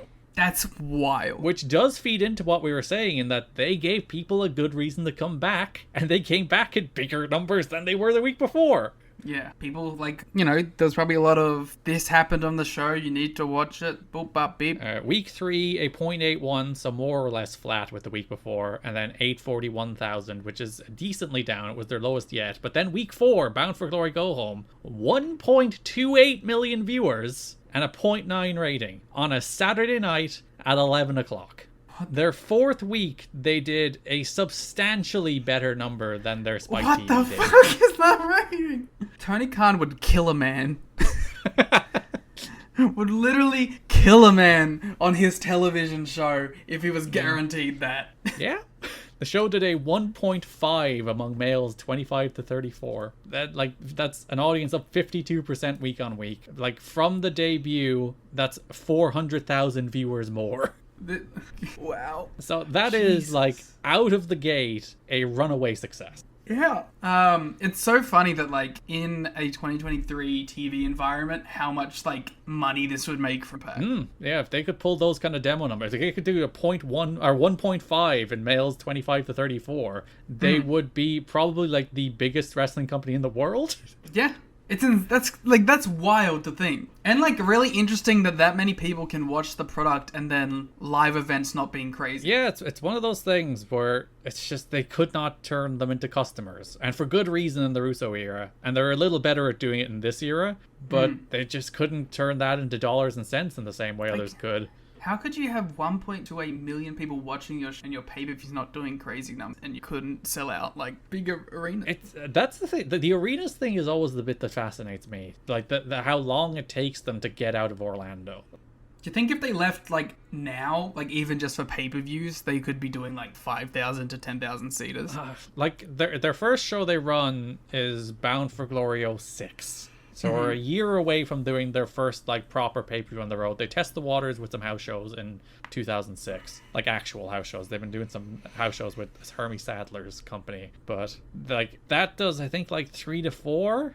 Like it's like there's good reason they couldn't turn these viewers into customers because they didn't offer anything worth paying for and actively spurned them multiple times. They punished them for anytime people paid money for TNA long term, especially in the Russo eras to come. They were punished and made pay for it. But yeah, it's one of those things where you look at this audience, like again, this is in a Saturday night 11 p.m. time slot, and they're doing 1.28 million viewers, growing the audience more or less, bar the drop for week 3, but bounced back substantially for week 4. They basically grew substantially from week 1 to week 4. Runaway success, huge, like immediately establishes TNA as like a pretty credible number 2 with a decent sized audience if you go there. Instead, if you're Samoa Joe show on TV now, you're being seen by multitudes more people than you've ever been seen by before. And there's a great incentive to go to TNA, especially like booking's pretty good these days, bar some Jeff Jarrett incited problems. But it's amazing how like the fate of this company flipped so dramatically from where they were in like May, June, where like they were still buying time on Fox Sports. The pay-per-views were doing okay, but obviously not enough to sustain the entire company. And then here they are on Spike TV doing like runaway success numbers, nearly doubling velocity in the same time slot. And it goes from strength to strength for a decent while. Yeah, then they fuck it all up. They do fuck it all up. The TNA story. Yeah, it's literally ... and they fuck it all up. That's the rise and fall of ECW-esque book, the ... and then they fuck it up, the TNA story. Yeah, huge rating success. And again, running against, because a lot of trends these days, which didn't used to be the trends, but it's just the way TV works now, and that you will start extremely high, and then, like, Dynamite has never been watched by more people than the first episode of Dynamite. I think the same is true of, actually, the same isn't probably true of Rampage, it's probably true of the second episode of Rampage. Collision has yet to get back to the first Collision number, even though it's improved in recent weeks. Like, it's just conventional wisdom now. You'll do your best number week 1, and you won't grow. You'll find a steady state and stay there and fluctuate up and down, but you won't grow. Whereas this show grew immediately. And like the other one is like these days, if you watch a pro wrestling television show, the quarter hours will decline quarter on quarter for the show. That's just the way. If you look at Dynamite quarters, if you look at Raw quarters, maybe not SmackDown quarters because Roman Reigns is a gigantic TV draw at the moment. So if he's put in the last segment, that segment will go way up. But he never is, to be fair. He's always in the first, and then they do like the tangential bloodline guys in the final. But if you look at the Raw quarters and the Dynamite quarters, and even like Collision, they always just they trend downward for the entire show. And like conventional wisdom is like, why are you driving away your viewership over the entire course of a broadcast? What's happening there? But that's just the way it is now. As opposed to back in these days, you would be like, why did you start with a higher number than you finished? What's wrong with the show? TV was still king. Yeah, and there was less demands on people's time. It's always my thing when people are like, oh, attention spans are way down. It's like, nope, attention spans are the same. The amount of demands on people's attention spans has dramatically increased. Yeah, I think like now there's also just a point where people get to a certain part in the night where they're like, I'm done engaging in whatever I'm engaging in. I'm going to go chuck something on demand or watch the show I've been watching. Like there's a switch off point for a lot of people, I feel now. Just like detach from the various demands on their attention spans and escape into nothing. Into the thing that they have already designated time to before. Yeah, it's the comfort. Also, to back up that theory, that's why like the DVR numbers are crazy for wrestling. It's like that for like those Collision shows, like they always hit over 1 million total once you account the DVR guys. We all just like to fall back on the things we enjoy, and sometimes get trapped in the things we enjoy and need to break out of that because it can be a little unhealthy to always fall back on your little comforts and not challenge yourself. Oh no. Intervention. I didn't realize this is what this was. But I do find myself doing that. Anytime I'm going to rewatch The West Wing or Parks and Rec or Frasier or any of the shows that I know will just be comfort food to me. There is part of me is like, what am I trying to escape right now? And sometimes I'm like, fuck it, I need to escape right now. But other times I'm like, no, I should watch something new. I should actually actively try to challenge myself a little bit. No. Because of the war, this being the war between WWE and Spike, Spike has made a major commitment to TNA. The Spike production crew will be filming the TNA tapings, which saves the company on production costs. This means, on occasion, when the Spike crew has committed to other events such as award shows, that tapings in Orlando's may occasionally be moved to Mondays a few times per year. In addition, they are scheduling a 6-hour Ultimate Fighter marathon, including the best episode of the season with the best fight in the history of the show, which is George Gurgle against Jason Von Flew. That's not real. Those aren't real people. Basically, they're doing a marathon that has like cutaways to TNA personalities promoting the product, and they're really getting behind TNA. So at this point, have Spike already taken over filming TNA? I think from first taping, yeah. So you're like, Spike, wipe balance your cameras, boys. Yeah, that's basically what I was thinking. I was like, come on, you guys are a professional operation. Spike TV officials at the UFC event Monday night. This is after the first taping aired. Sorry, this is like the Monday after the first show aired. We're raving about the product and how it delivered. And we're predicting a 1.0 rating. So they actually slightly fell below their enthusiastic predictions. But they were talking about TNA doing a Monday night special when Raw was preempted for the Westminster Dog Show in February.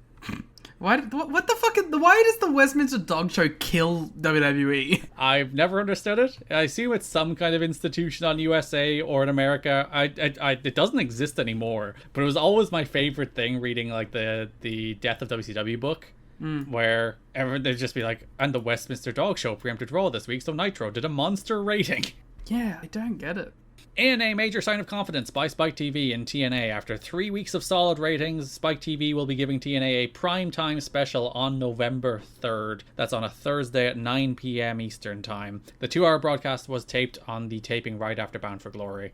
So Spike is already like testing the waters with giving them like a better time slot on a better day. I mean, they see this as a runaway success for what they paid for it, clearly. Like Spike are like, all in. Yeah, we're paying like a fifth of what we paid to WWE, and we're doing like good numbers in a bad spot. Like, let's just see how far we can go with it. Yeah, because I'd imagine they were like, because they wanted to get out of wrestling at first. Then they had a bunch of petty nonsense with WWE that probably opened the door a little bit for TNA, where they're like, out of spite, let's try this. And it's going to cost us very little to nothing, because I believe like the production costs they're covering, so it's not costing them very much at all. And then they're like, yeah, how much can we get out of this? How much of a WWE replacement could this potentially be for us? They also probably see it as them getting in on the ground floor of something that could grow, their own institution. One of the reasons they did the special Thursday night episode is because the regular Saturday night episode would have been preempted for a UFC card. So they're like, instead of moving it to 1 a.m., or let's just put them in primetime on Thursday and see how it goes. Yeah. There's a lot of moving it about and testing new out at this point. Yeah, and a kind of like, I don't know, ominous sign. Spike TV wants more recognizable names to appear on TNA programming, especially wrestlers from later WCW who didn't jump ship to WWE when WCW was bought out. I wonder who they could be talking about there. Sting is my guess. Spike wants Sting, Liam. The members of management who were aware of the direction TNA needs to take in order to be a true alternative with solid wrestling and compelling characters are rolling their eyes at Spike's latest trigger-happy attempt to push TNA into a more sports entertainment niche because they only know wrestling through a WWE mindset. I broadly agree with that sentiment. Which one? The idea that Spike are like trigger-happy pushing TNA out of being something that is their own towards something more like WWE with stars from yesteryear. Yeah, I agree. But I also don't think you should immediately dismiss using people who are talented or over. My bigger issue is nobody in TNA wrestling can be like, how dare they suggest such a thing? Oh, yeah, because they've been doing it from day one. Nobody in this company can be like, how dare you sully the purity of our vision? Yeah. With your suggestions of Sting. We would never book Sting. Ignore for when we booked Sting. Delete the tape from 2003. Doug Herzog, who runs Spike, sent an internal memo to the company executives that touted Impact's ratings and its potential and used the phrase, "Who misses WWE now?" Wow, that's very TNT of them. Very Warner Brothers. It's also been noted, and this has been directly credited to the UFC more than TNA, that the network was up in both men 18 to 49 and overall 18-49 during the week of October 3rd to October 9th. So the first week without WWE, they were actually up in the demo in men and overall. Eat shit, WWF. There's a bunch of reviews here that I pulled from PW Torch just because I thought it was interesting to like get the broader perspective of like how did people feel in the moment about that first debut episode. Like one person gives it a 6.5. The best match is AJ and Roddy. The worst match is Monty. Lex Lovett. You should have put Rhino and Jeff Hardy there, buddy. That squash rocked. I guess he may not have seen stars. Like somebody gave it a 10 just because it's like, oh, it's so great to have a wrestling alternative, which is both corny and a little bit true. But it seems people like broadly enjoyed the show at the time. According to TNA President Dixie Carter, the thought of shutting down TNA amidst the monetary losses and unfavorable television deals never crossed her mind. There has never been a day I felt that, Carter told Between the Ropes Radio. People have been saying we don't have a chance. You lose money when you start a new company. We have had a wonderful business plan in place that we have met or exceeded along the way. Carter confirms reports that Spike TV planned to get out of the wrestling business after working with WWE before taking interest in the TNA product. From the first meeting, they were intrigued by the uniqueness of our product, how innovative it was, how different it was from what they currently had on the air, apparently not. Carter said, they've been believers from the beginning. They're as excited about us being on Spike as we are. Carter views TNA as competition to to WWE with an opportunity to bring back the 10 million viewers who stopped watching wrestling over the last 5 years. I hope they grow 2 million fans, and I hope we find the other 8, Carter said. That's what it's all about. Getting back in there and reconnecting with people who maybe got disenchanted with where wrestling was going. A couple of questions. Let's start at the start. How much do you think she believes that first part? No, 0. I think there's definitely been a day where she thought about it. It's like, can we just cut bait on this shit? Or maybe not she thought about it, but certainly her father did. Yes. The second part is one of my least favorite wrestling talking points. Getting back the 10 million viewers. Even just like the sentiment of getting back old fans. It's like, it would be nice to do, but you should be more concerned about creating new ones. Yeah. Like the hot period in wrestling in the 80s and the hot period of wrestling in the 90s did not happen because they brought back fans from old eras. They happened because they created new fans with a fresh product that appealed to them. But Garrett, what you're forgetting is that is very hard. But the other part is harder. That's my thing. But they think it's easier because they think it's as easy as let's bring in blank or let's reunite blank and blank. It just drives me nuts.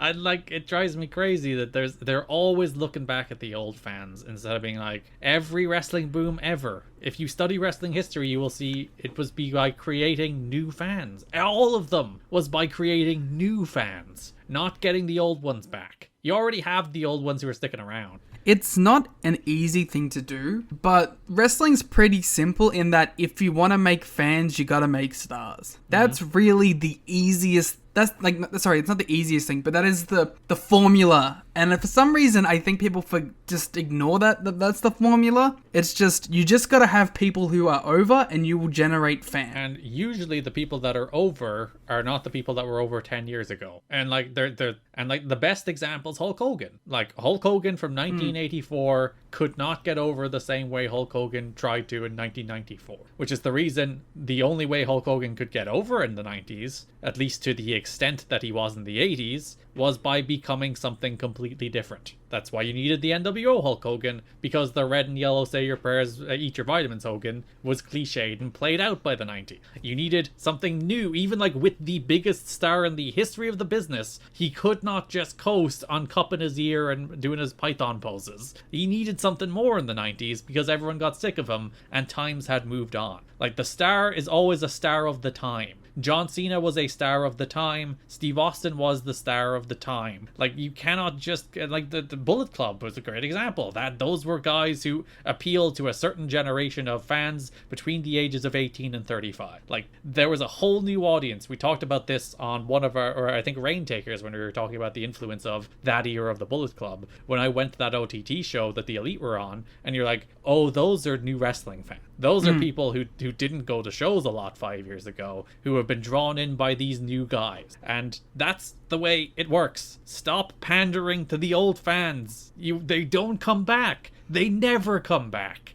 And if they do, they come back they'll watch the clip on YouTube. Yeah. They're not tuning in the next week. They're not buying the t-shirt. They're not flying out to the big show. The guy they liked when they were young will do something cool, and as you said, they'll watch the clip. If they even watch the clip. If they even watch the clip. They probably won't even do that. They'll get sent the clip by a friend who still watches wrestling, and they will see that they sent that, and then that'll be the end of the interaction. And they'll probably say something to the extent of, wrestling is shit now, it was better when I was younger. And to be fair, they'll be wrong. And yet they won't think it any less strongly.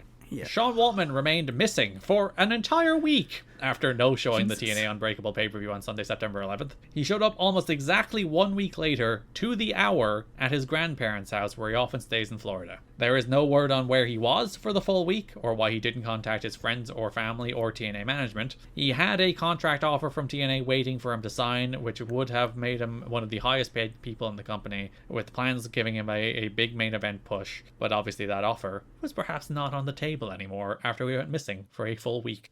Waltman finally called TNA to apologize and is apparently once again willing to sign a contract. Frank Dickerson offered him a proposal where they would put a significant percentage of his contract money in escrow until he fulfills the contract, which he would forfeit on another no-show. Which sounds exceptionally harsh, but I guess when you go missing for a week, it's kind of understandable why no one would have faith in you anymore.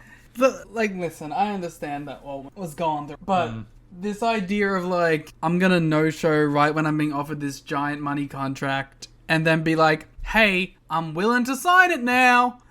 Like, the balls of that person. And Frank Dickinson is a nicer man than me, because Frank Dickinson was like, yeah, but we'll put it in escrow, and then blah, blah, blah, blah. I would have said, fuck off. I'm not giving you shit. Or at best, here's a fucking deal that's worth half the amount of money I just offered you. Yeah. Because, like, I'm not doing shit for you at that point. And, like, okay, if it was the first time, it's the first time, whatever. Like, this is, like, the 4th or 5th time Waltman done this bullshit.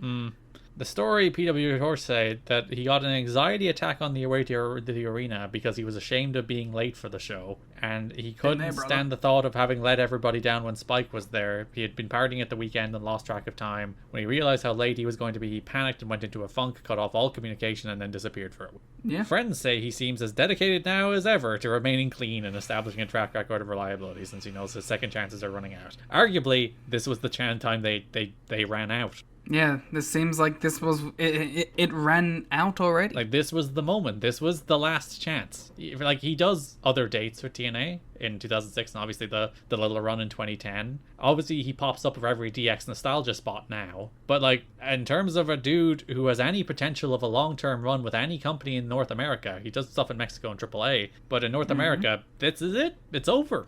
Yeah. Kind of sad. And, like, the thing is, too, is it's not like... And this is the part of it, too, that I relate to the most, is, like, TNA management being like, no matter how good his intentions are, we can't trust it. He could be completely earnest in what he believes, and that he's gonna get it all together and be fine. But how can us, the company that has been burned 5 times, give him that benefit? Yeah. There was apparently some thought that they'd have to keep him away for a while because like Jeff Hardy was suspended for missing a pay-per-view, so he should be. But that's it. We'll see him one more time in 06, but that's the end of the Waltman run. And it was that's the thing that's really disappointing. Where it's like, there was the potential of the Shelley stuff that we talked about, and there was like a real good string of back-to-back great pay-per-view matches he's been having. Are one of the better runs of his career, going back to like the 1-2-3 Kid stuff in terms of like consistent runs, in terms of consistent good matches. He also would have been a main event star on Spike. Yeah, I'm just thinking like him against Christian. He could do stuff with like Sting. That's cool. And you had to think of like Paparazzi Productions as a trio with Shelley, Nash, and Waltman. That's also really cool. It's a bummer. It is a bummer. Shannon Moore told Between the Ropes Radio that his 90-day no-compete clause expires on November 2nd. In the meantime, he is allowed to work independent shows and international dates, but not national TV shows or pay-per-views. Moore said that he would love to be part of the team in TNA because the locker room atmosphere is much more supportive and everyone looks out for the team rather than the individual. He was backstage at, I believe, Unbreakable. Moore said morale in WWE is low because many wrestlers are not being used to their potential. Although Matt Hardy did not end up in TNA, Moore was optimistic that Hardy might end up working for TNA in the future after his run in WWE. He was correct. He became the ace of the company for like 3 months. Delete and whatnot. Dixie Carter showed no hard feelings toward Matt Hardy as she cheerfully told Jeff Hardy backstage at the pay-per-view to say hi to your brother Matt for me. I hope that like that was interpreted that way, but then like Dixie actually said like, say hi to your brother Matt for me. Honestly, I think there's a little bit she probably meant it that way. That does strike me as... what is it, like that, the Southern thing where you say something nice, like you say something that sounds nice, but it's actually a fuck you? Oh, like being super disingenuous? Yeah, well, like, no, like, it's specifically, like, a thing that you can do with, like, the Southern accent, where it's like, you say something that sounds nice, but it's actually super passive-aggressive. That was definitely what she did. Remember that Hardy called Dixie the night before he appeared on Raw to make his return to let her know of his decision. He told Dixie, but hadn't told his brother Jeff or his parents of his decision at that point, which is nice that Dixie was the first person he told. At least it was the first person that he told. That's true too. The Carney's working her all the time. TNA's initial national television deal with WGN to air Impact on Monday nights during the 8 p.m. to 10 p.m. time slot fell through because WGN officials were nervous about getting into the pro wrestling business. The number of times you hear like WGN like floating around wrestling, I think that even like when TNA go off Spike, like WGN is another like hat in the ring, and they never do it. Yeah, I don't know. It is. It's weird. I guess it's just always a that barrier for them of it being pro wrestling. Even though pro wrestling, even now, is one of the most like successful TV properties you can have. It's in some ways like the backbone of cable these days. It's crazy that, like, all of these, like, cable channels haven't been like, we need ourselves our own wrestling thing. When you look at how much it props up USA and the Turner networks, how it's consistently on their respective nights among the most watched, like, wrestling is the most watched show at least 3, occasionally 4 nights of the week on cable, at least in the demo. Yeah. You'd think other cable places would see that and be like, we need one of those. Yeah, and to go the step further, you like SmackDown is occasionally the #1 show on network television. Yeah, which is it's pretty impressive. Mad. Yeah, as you said, you would think all the cable networks would be like, wrestling does numbers and other stuff doesn't. I wonder if that's just like a holdover from their perception of what wrestling was in the 90s and early 2000s. And there was always the thing that, like, wrestling does worse ad dollars per viewer than the average show does, and maybe that's... But I bet that's changing now, too. Yeah, like, viewers are viewers. Yeah. Unless they're WWE viewers, in which they're not as smart as AEW viewers. Or as rich. But, like... It's the 90s, right? So it's like, that's when you were getting like Dick Pill and this thing and that thing. And like now I feel like it's Snickers and it's this movie, it's Game of Thrones. It's, you know, like it's a little more high bar, I guess. Was it Domino's leading straight into Nick Cage with a pizza slicer? Yeah. Great. This is from an interview with Dave Sahadi, by the way, with Alan Wojcik. They had no idea what they were getting into when they came into professional wrestling. Plus, there were some issues with regards to the promotion of pay-per-view on a superstation, and TNA obviously couldn't relent on that. Sahadi also said that TNA was unprepared from a production standpoint to compete head-to-head with WWE. From a wrestling perspective, we would have blown the roof off and completely entranced a whole new audience, Sahadi said. Our in-ring action has always been far superior. Our production has not. TNA, it is better than 2005 Raw, to be fair. Though actually, the Dusty Era squash match impacts, maybe not. Mm-hmm. I don't know why I turned into Elvis when I did that. Sahadi did say TNA has added cutting-edge production values for the Impact debut on Spike TV. It's better. Cutting edge? They have match graphics now.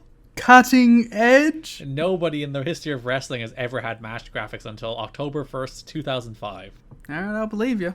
And then goes on to talk about how Spike TV have a great financial interest in seeing them succeed. And it's also in their interest to succeed on Spike. They're promoting us, producing campaigns, attending meetings, and conducting focus groups. There's a sense of unity and camaraderie with Spike.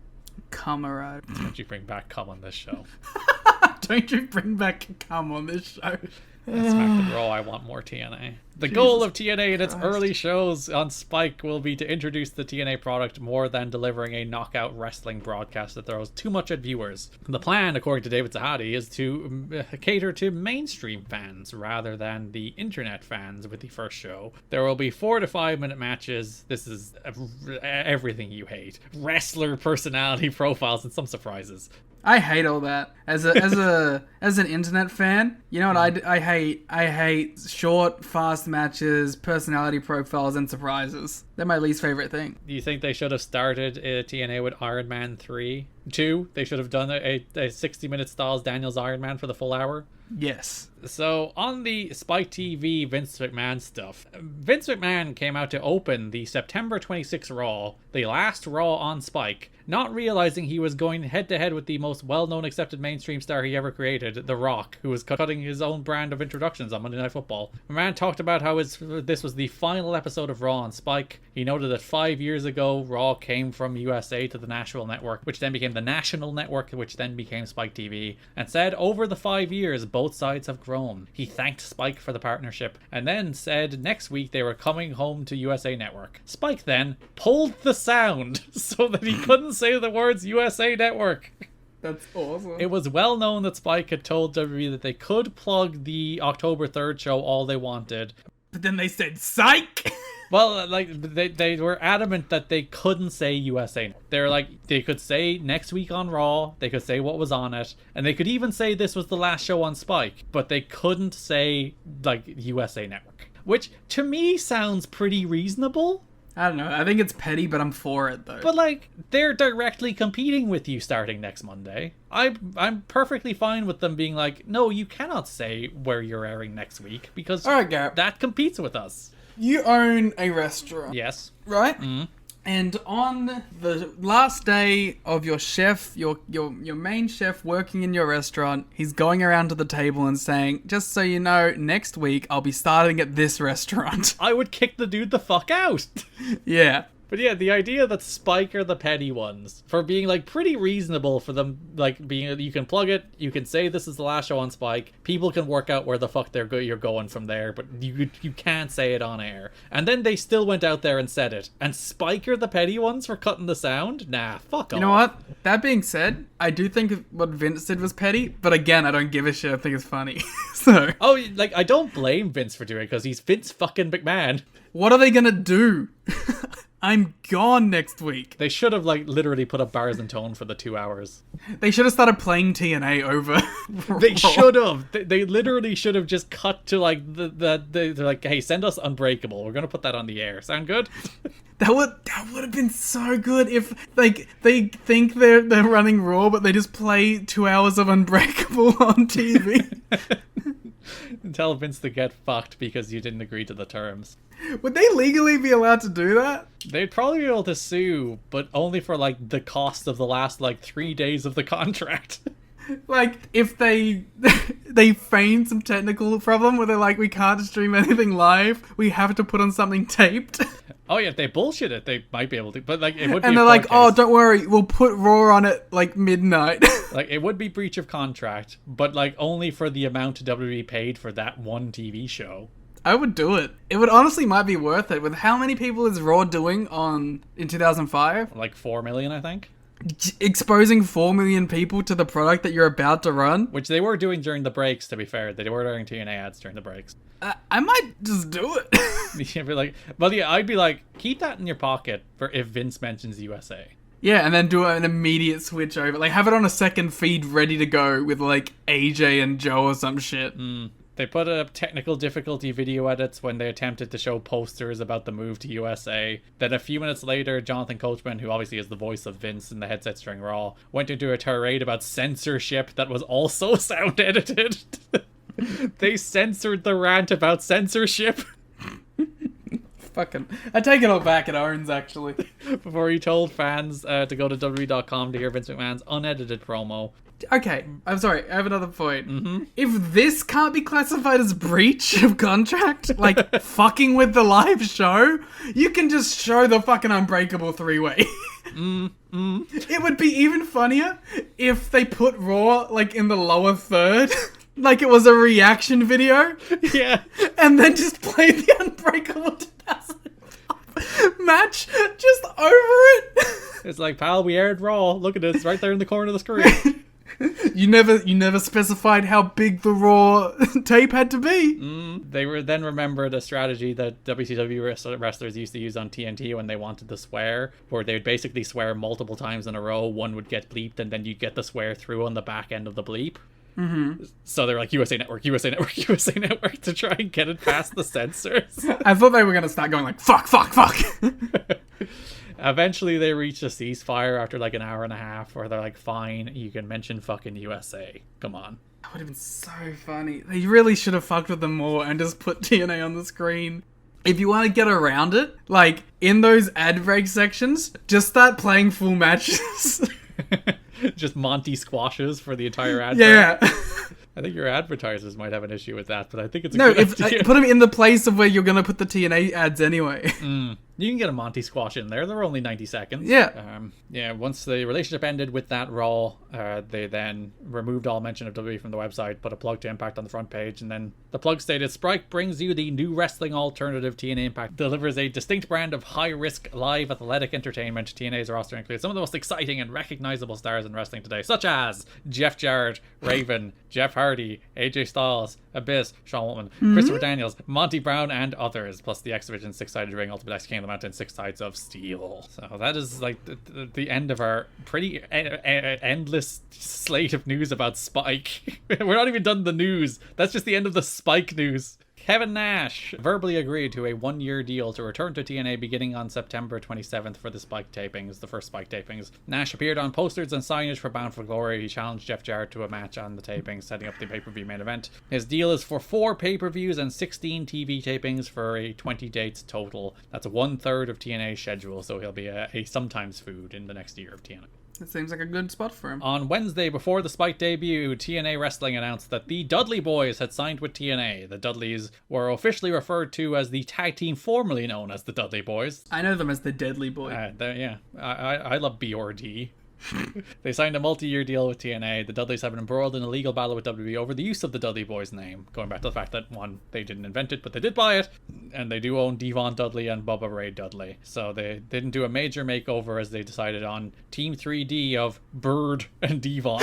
Bird and Feather. I was wondering, like, why would you spoil it? But I guess, like, you taped it the couple days before, so you might as well announce it. It's already out there that they debuted. Yeah. Austin Aries wrote on his website that he is close to signing with TNA. I can confirm reports that I've received a contract offer from TNA. I'm finalizing some wording in the contract and will officially sign it early next week. Aries wrote, I'm excited about the potential of TNA and I'm glad to be part of it. He will be continuing to work Ring of Honor full-time also. Neat. Brock Lesnar is wrestling for New Japan, which has a working relationship with NWA, which is affiliated with TNA. Also just has a working relationship with TNA, based on Jushin Liger. Also, that means nothing.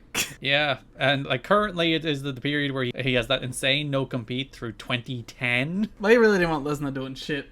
They did not, which is, it's kind of miraculous that through all that, fair enough, they settled it, and I think they either cut it down or got rid of it altogether, because they're like, that is not enforceable, that is ridiculous. But, Well, when didn't Lesnar name his finisher the Verdict in New Japan? Oh, because of all that like legal stuff to try and get out of that no-compete? Yeah. So he was debuting in New Japan. He was expected to be at the Tokyo Dome show in January to defend his IWG title, which he did win.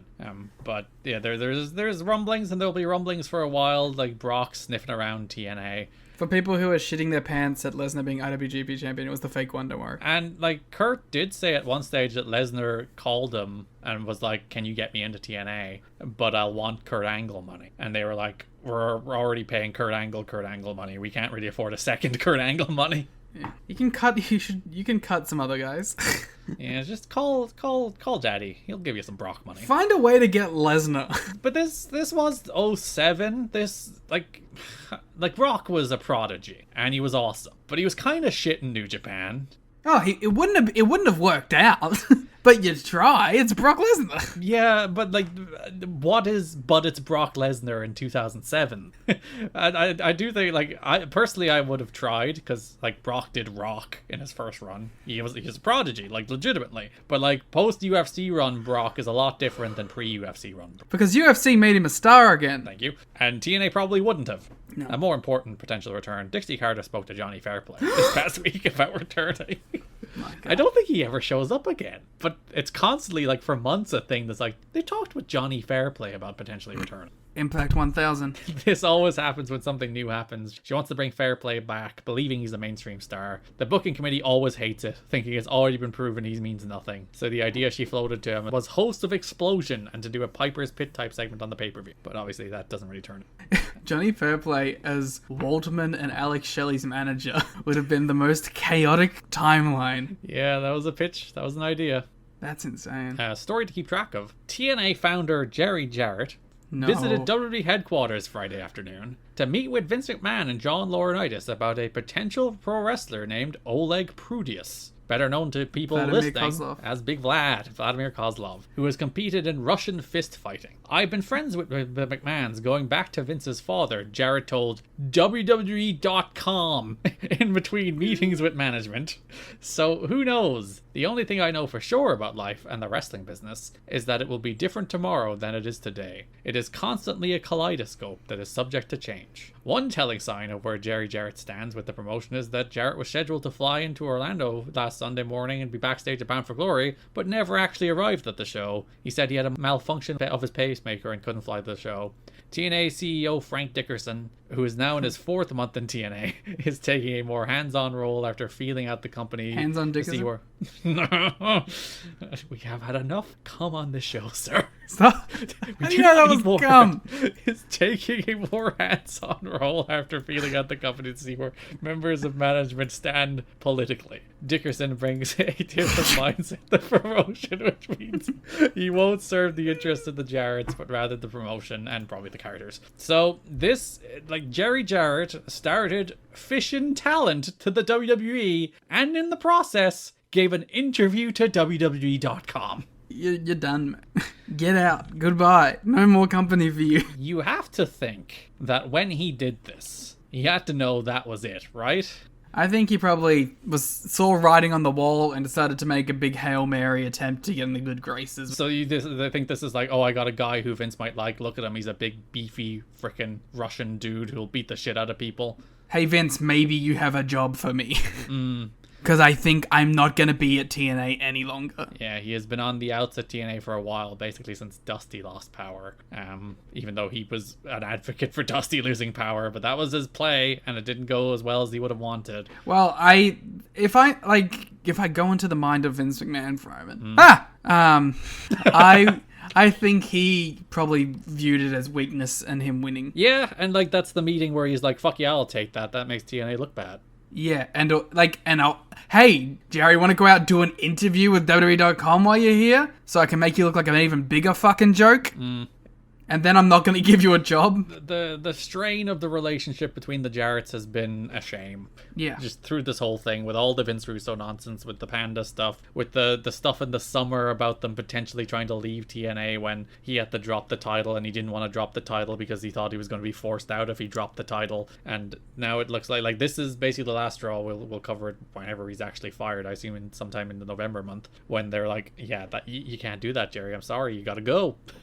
So we'll talk about that more in November when it is the actual end of the line. But again, this like wrestling coming between families. Yeah, well, any business really, right? And that's don't go into business with your parents. I've watched too much Succession recently. I think it's a good, even though I hate that show, it's terrible and bad. That's a good lesson to take. Don't go into business with your parents. Jimmy Hart is done with his final appearance being at the Spike debut tapings on September 27th. There's a big energy drink of him right in the middle of the ramp. Awesome. But yeah, he wanted to attend Raw for the homecoming show, and they were like, listen, we'll let you do like stuff like the Hall of Fame, but you fucking can't do Raw. Like, come on. And then he's done. Removed his on-air talent and manager of the Naturals. He does start doing some like park whipping up duties later in the month again. Like they bring him back to do some of that, but obviously he's not an on-air character anymore. Not that he meant fucking anything to the Naturals anyway. Yeah, I think he was like actively hurting the Naturals. Like they do need a manager. Like they have no charisma. That's their problem. But also he's just not a good fit with them. You know what I would do with the Naturals? I got a pitch. Go on. The Naturals go from their 80s Hardys era to their 90s Brood Hardys era, and you put them with James Mitchell. And you have like a stable with Abyss? Yeah. Could they potentially be some kind of disciples? Of a new church. An even newer church. Disciples of the even newer church. Yeah, that's a stable name right there. But yeah, that's the end of Jimmy Hart until 2010 as well. Well, you know, at least there's a good thing. Until he comes back with the Nasty Boys. Oh, no. Which, that is a step down from the Natural. Yeah, you know what? Fair play to the Naturals. You're better than the Nasty Boys. At least two, if not all three, of Daniels, Joe, and Styles were surprised at the 5-star rating for their match at Unbreakable. Bunch of dorks. They were like, that? Really? Well, nobody would know that unless they were the three guys in the ring, the referee, or whomever was involved in keeping the time. They actually went to the finish several minutes early. They were on the way to the finish when Joe went to the floor, and he was told there was still 10 minutes left in the show. So they had to improvise at that point and go back to their finish later. That's kind of interesting, at least. Yeah, if you go back and watch that match, and you'll see the moment Joe goes out to the floor to get the X Division title, that's what they were meant to do. That was meant to be the finish. And then obviously they wrestle for like 10 minutes more because someone's like, hey guys, we actually have 10 minutes left in the show. You gotta keep going. That must be so much more difficult in a three-way scenario. Especially like the kind of three-way they constructed. Which, like, if you do like a classic 2-in-1-out formula, you can kind of like work that out. But while you're doing like these really intricate three-way sequences that have all three guys involved at all times, it's like, ugh, make it work. It's really funny that like this is what got their guys their first 5-star. Yeah, like we had to call that last 10 minutes in the ring and we got 5 stars. Hell yeah! Clearly proof they should call it all in the ring. TNA turned down a proposal for a heel group of monsters that would have included former WWE wrestler Sean O'Haire, Luther Reigns, as well as Predator, better known to people as Sylvester Terkay.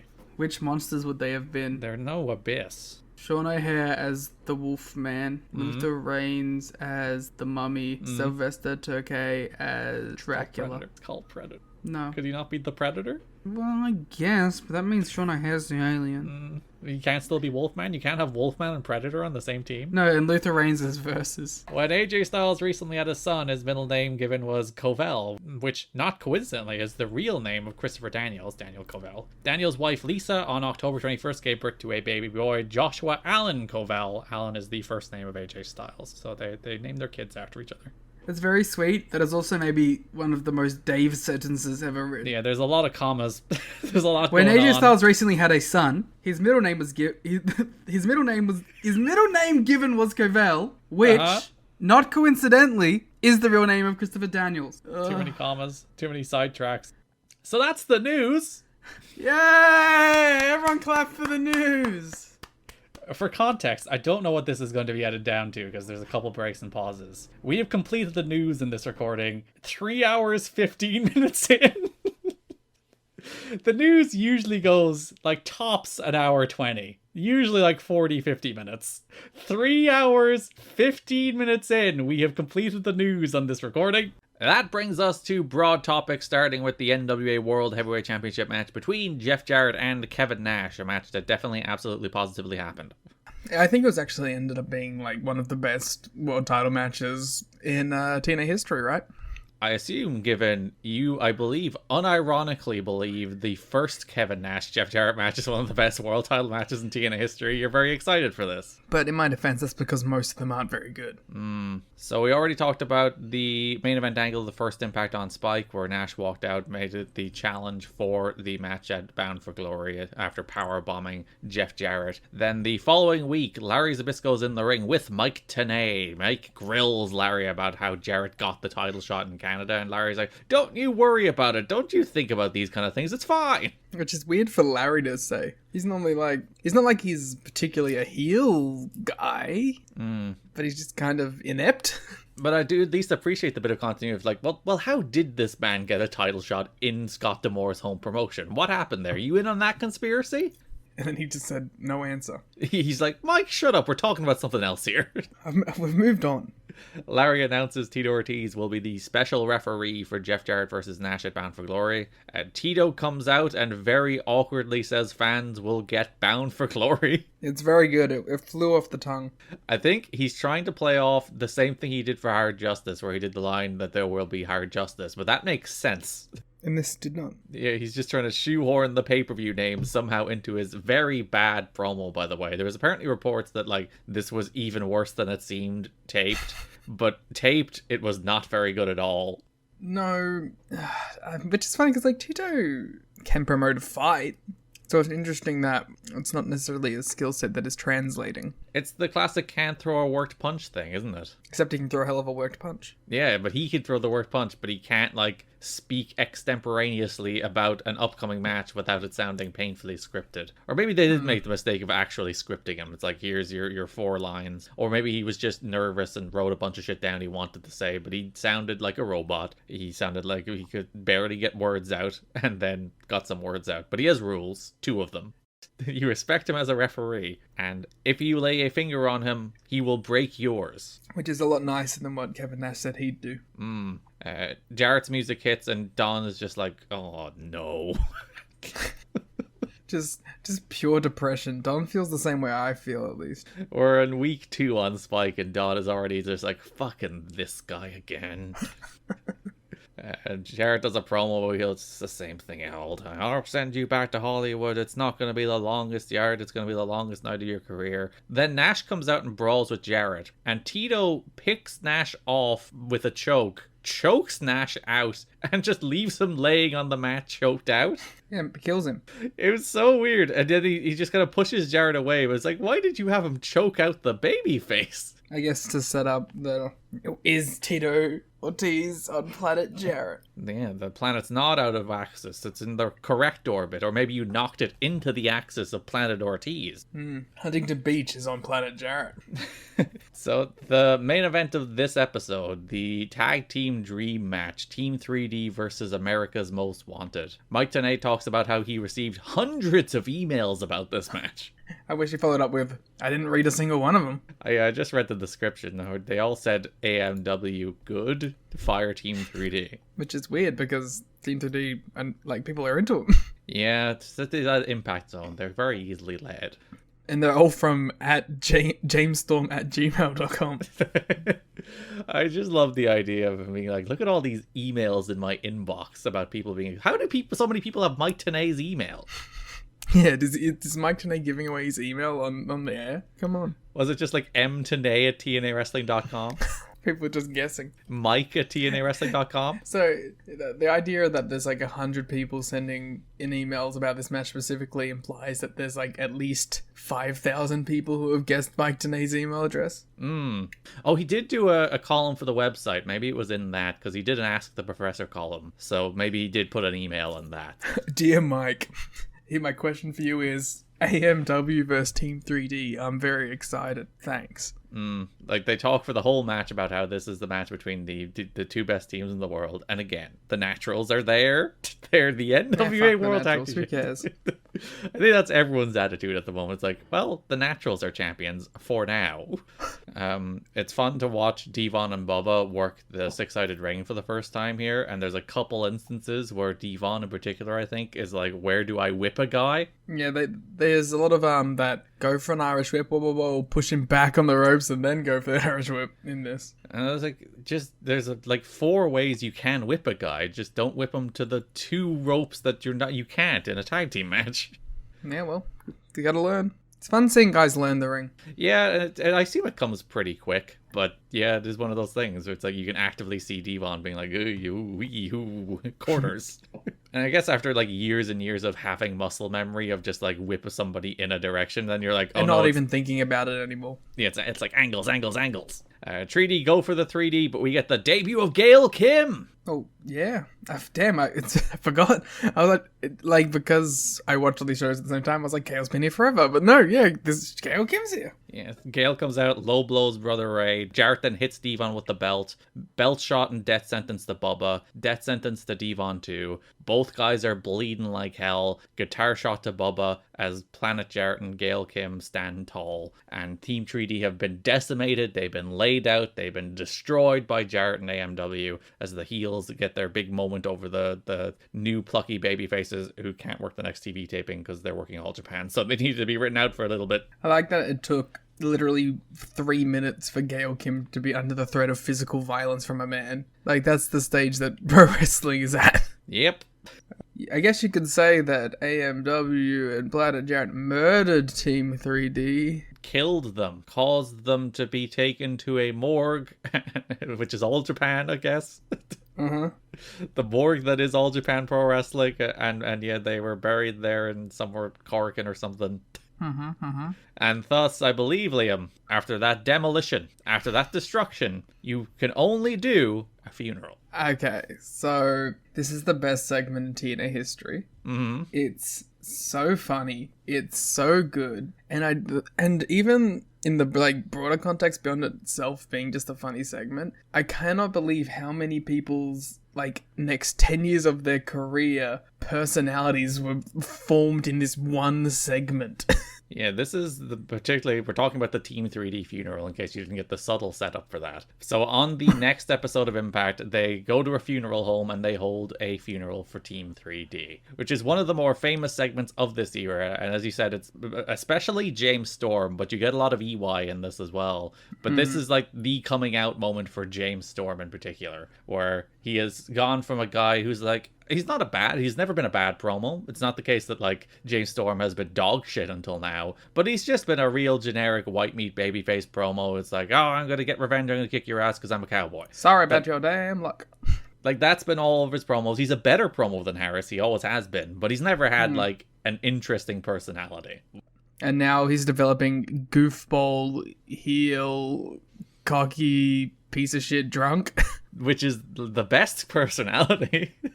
In a fictional environment, yes. Yes. I feel like if you're a wrestler who either does not have a notable character or has been an actively bad promo, I feel like if you just make somebody a goofball heel for like a year or two, they'll just find their groove and find their charisma that way. Well, because you're taking them so far out of their comfort zone that they're forced to develop personality, and then when they don't have to be so like up to 11, they can sort of just settle at a 7 or an 8 and then be a regular sort of pro wrestler. Because that's kind of what happened with AJ too. We were talking earlier about he's made a goof for a while. But like AJ, terrible promo in this era. Anytime he has to talk, it's dog shit. And then he does like all the Christian's Coalition stuff, and he learns from Christian, and he develops a little bit of personality, and he gets a little silly, and he kind of finally comes out of his shell. And like, it's not like, oh, then he emerges as the best promo of all time. But he does emerge as a man who can cut a promo. Oh, because once you make an ass of yourself, you don't really care about how you're perceived anymore. So if you're doing comedy shtick where you're meant to be the butt of the joke, you feel a lot more confident when you have to cut your rah-rah babyface promo a couple years later. So the premise of this segment, they just went to a funeral home, basically, and did a bunch of shtick. So they destroyed Team 3D, they left them in a bloody mess, so they're holding a funeral for them. James Mitchell is overseeing proceedings, because obviously he is the Sinister Minister. Of course. Mitchell ran down Team 3D for jumping into TNA while the getting was good, as opposed to being one of the originals, all the boys in the room who are TNA through and through. Hilarious considering Gail Kim is right in front of him. Gail Kim, who debuted after Team 3D somehow. But when they were panning in as well, there was like the guest book in the front with like Kevin Dunn, Vince and Linda, Paul and Stephanie in the guest book for a little Easter egg for the fans. James Storm desperately needs the piss. They do a gag where they put Team 3D's shirt on the coffin out of respect, but then they put a discounted twice little banner next to it. James Storm says the tremendous line, ashes to ashes, dust to dust. If it wasn't for America's Most Wanted, Team 3D might still be with us. Which is, very profound. They offer Abyss tissues. He crushes the tissue box and EY nearly jumps out of the pew. Which is, like, great. And it's the first time we see EY with, like, the scaredy cat gimmick. Yeah, he's paranoid. He's afraid. He thinks everybody's the out to get him. The whole funeral, he's, like, looking over his shoulders, too. So EY has found his personality. AMW finally explained why they joined. They say it was for the money. And then everyone, including Bobby Roode in the pews, shouts, "Money! Money!" I was like, it's the beer money thing. Then they did it for power, and then everyone in the pew shouts, "Beer!" And so they can show Team 3D they can't take their spot. Another tremendous line. Storm is listening to the casket, and he's like, "I hear dead people." And Bubba says, "Devon, get the..." And Jarrett cuts him off. It's like, their careers are already dead. They don't need another lawsuit.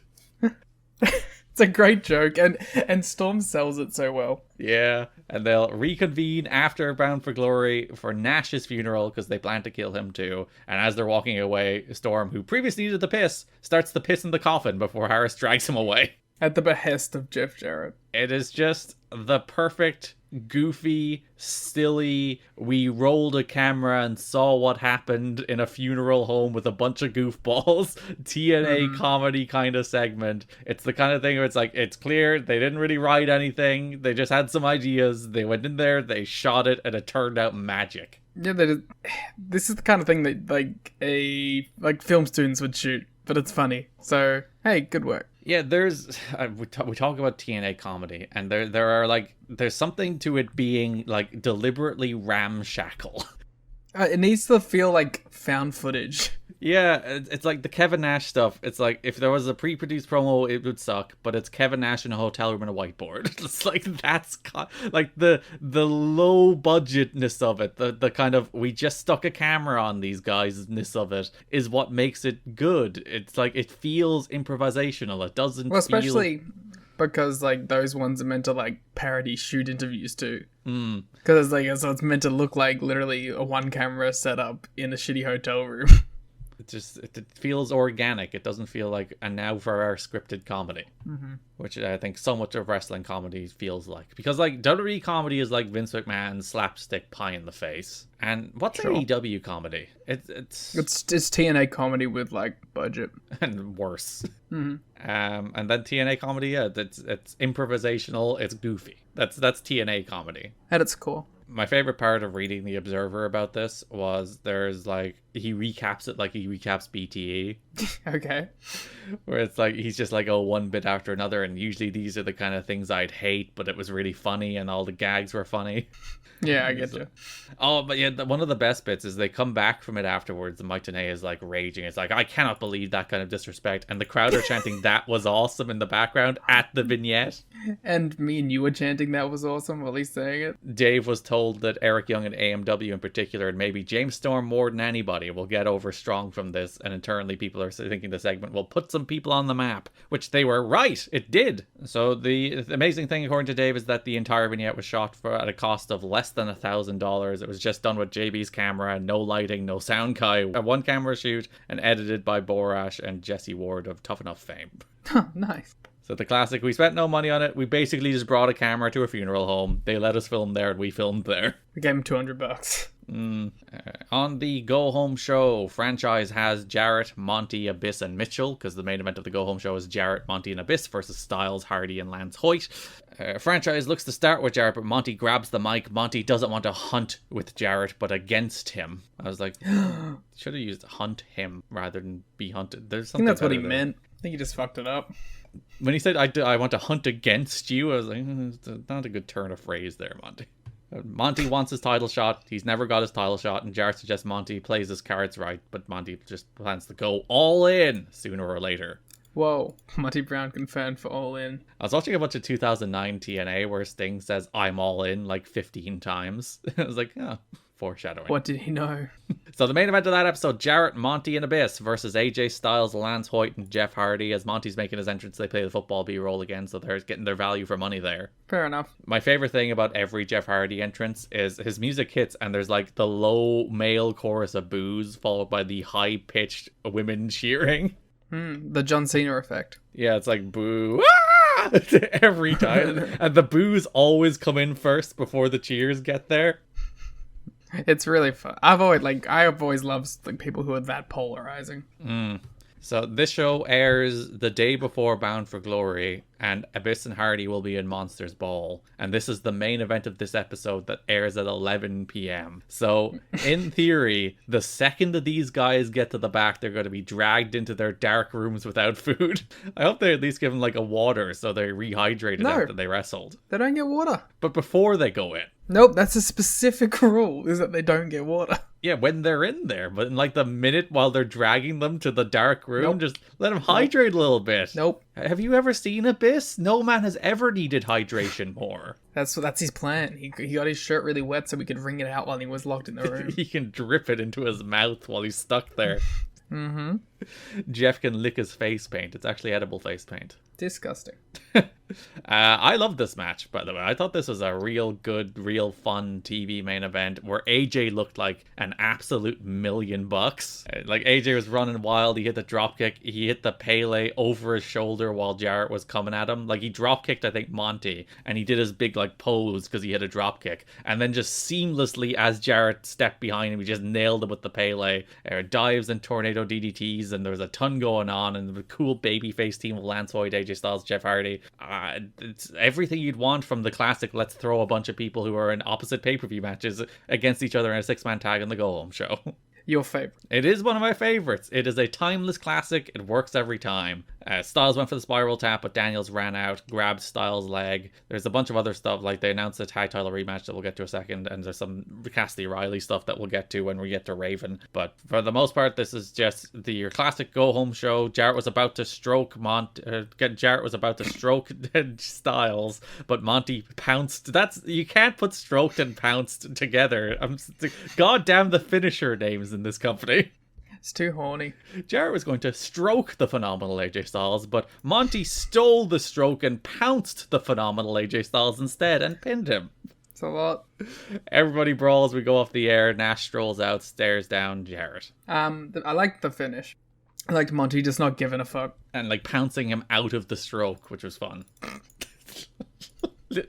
God damn it. So, you might be thinking, hey, wait a minute. I'm looking at that Bound for Glory card, and I don't see a Kevin Nash match.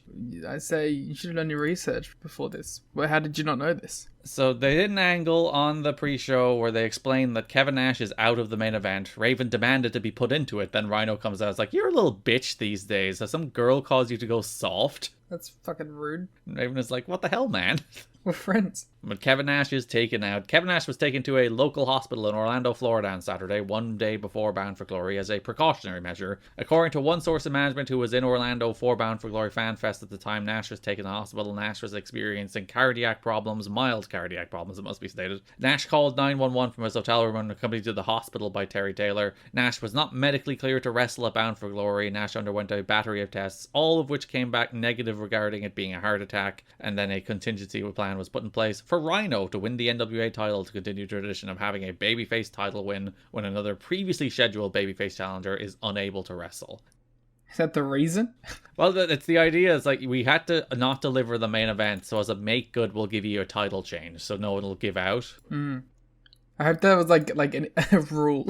Like they had to do it. If you replace the babyface challenger with a new one, you have to have them win every time. Yeah, every single time. I think every time that does happen. Like in 2018, well, when Alberto El Patron missed Redemption, they strapped up Pentagon. Maybe it does happen every time. My God, if only there was someone who knew way too much about TNA who could work this out. It's one of those things that makes a certain amount of intuitive sense, as I said, where it's like, you're not delivering the match you promised, so like, in order to make up for the fact that you're not delivering the match you promised, people get a title change, so they'll leave happy no matter what. But yeah, Nash wasn't winning, which again, not to cast aspersions about big sexy Kevin Nash. I'd never. No, he's a lovely man who will do a bunch of great TNA comedy come like May next year. But were he going over in this match, would he have missed this pay-per-view? I don't know. There's no way of knowing. It's impossible to say. It is impossible to say. Anyway. So there's a show running story where, like, again, the most difficult thing anybody in the world in this company has to do is just make a match. Like, Franchise is harassing Larry Zbyszko about what's going to happen, and Larry is like, he cannot understand. And it is set up as like, where Franchise is like, oh, it could be Raven, it could be Rhino, it could be Sabu, it could be Hardy, it could be AJ, it could be all these guys, Abyss, Monty Brown, and Larry's like, I know it could be many guys. Franchise, Stop telling me all the names I've been looking at all day. Harkening back to the fact that Vince Russo could not pick between Chris Harris and AJ Styles to save his life. Yeah, it's a theme. Everyone in charge in TNA hates actually booking the matches. Yeah, because they know everyone's going to moan at them. Like, Rhino's going to be in Larry's office the second he doesn't get his title shot. Jeff will be happy and then complain about everything immediately afterwards. Jarrett or Hardy? Jarrett. Both?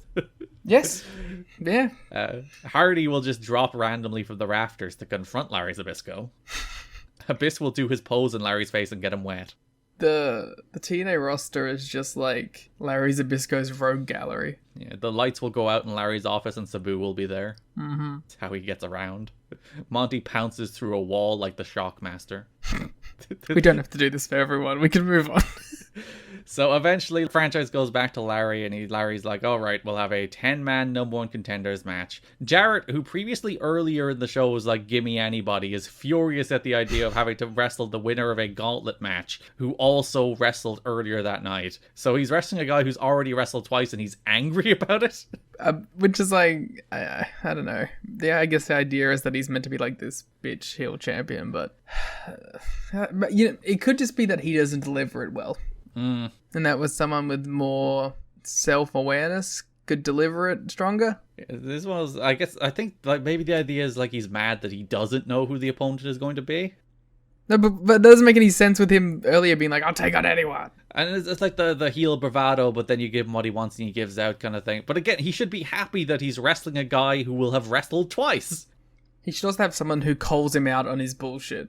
You need the straight man to be like, But earlier today you said you'd take on anyone, and then he just blows him off or whatever. But you need to have that acknowledgement, the connective tissue. This is why you need Mike Tenay there. He would say such a thing. He would rile up Jeff Jarrett. Franchise bitched out. Or Scott Hudson. I miss Scott. I like franchise. Or Goldie. Ooh, franchise. So, 10-man number one contenders gauntlet match. A bunch of people who had already wrestled and Kip James for some reason were all in this match. Joe and Killings start. Killings mocked Joe's dance, so Joe beat the hell out of him. Sabu next. Chuck's chairs. Hoyt next. And the crowd were really into Joe here, just interacting with all the heavyweight people. I think that was like Abyss comes out and he has a stare down with Joe, and the crowd kind of go apeshit over it. Yeah, because, well, that's a cool match, right? Like, that's something that we haven't seen, something we won't really see. But, you know, the idea of Abyss and Joe is kind of... I'm nodding. I'm just nodding to approve my general feelings about the idea of Abyss versus Joe. Yeah, and they just start throwing, like, big slaps and chops at each other like two beasts, and it's like, oh, that would be a cool match at this stage. Well, don't get your hopes up. And they have, like, not exiled, but, like, quarantined Joe over in the X Division the whole time since his debut. Like, this is the first time he interacts with nearly all of these heavyweight guys. So there's, like, a fun novelty to see him in there with even, like, a Lance Hoyt. God, this match got so boring. Yeah, so Hardy comes out, Monty pounces Sabu, but Monty kind of drags Hardy over the ropes doing like a power slam, but Monty kind of throws himself, like Monty comes out. It looks like shit. Like Monty comes out, his music hits, everyone's very excited, it's Monty Brown. He hits his pants on Sabu, and then power slams Hardy over the ropes, himself going with him, and Monty is like eliminated within 30 seconds of coming out. I'm like, what the fuck? And the crowd's pissed. They're pissed because like Monty is probably the guy they thought that was winning this match. Speaking of, Rhino's out next. Rhino eliminates Hoyt. Sabu gets eliminated during Kip James' entrance. My favorite part of this match is AJ Styles comes out and he is just off the back of wrestling in a 30-minute Iron Man match against Daniels, and he walks out like he is dead. Mm-hmm. He walks out like he has been obliterated in the hardest match of his life. He is like an extra literally in The Walking Dead doing the zombie walk. And he is just devastated, but he's like, oh, that's a world title shot. I gotta go out there, I guess. Yeah, like...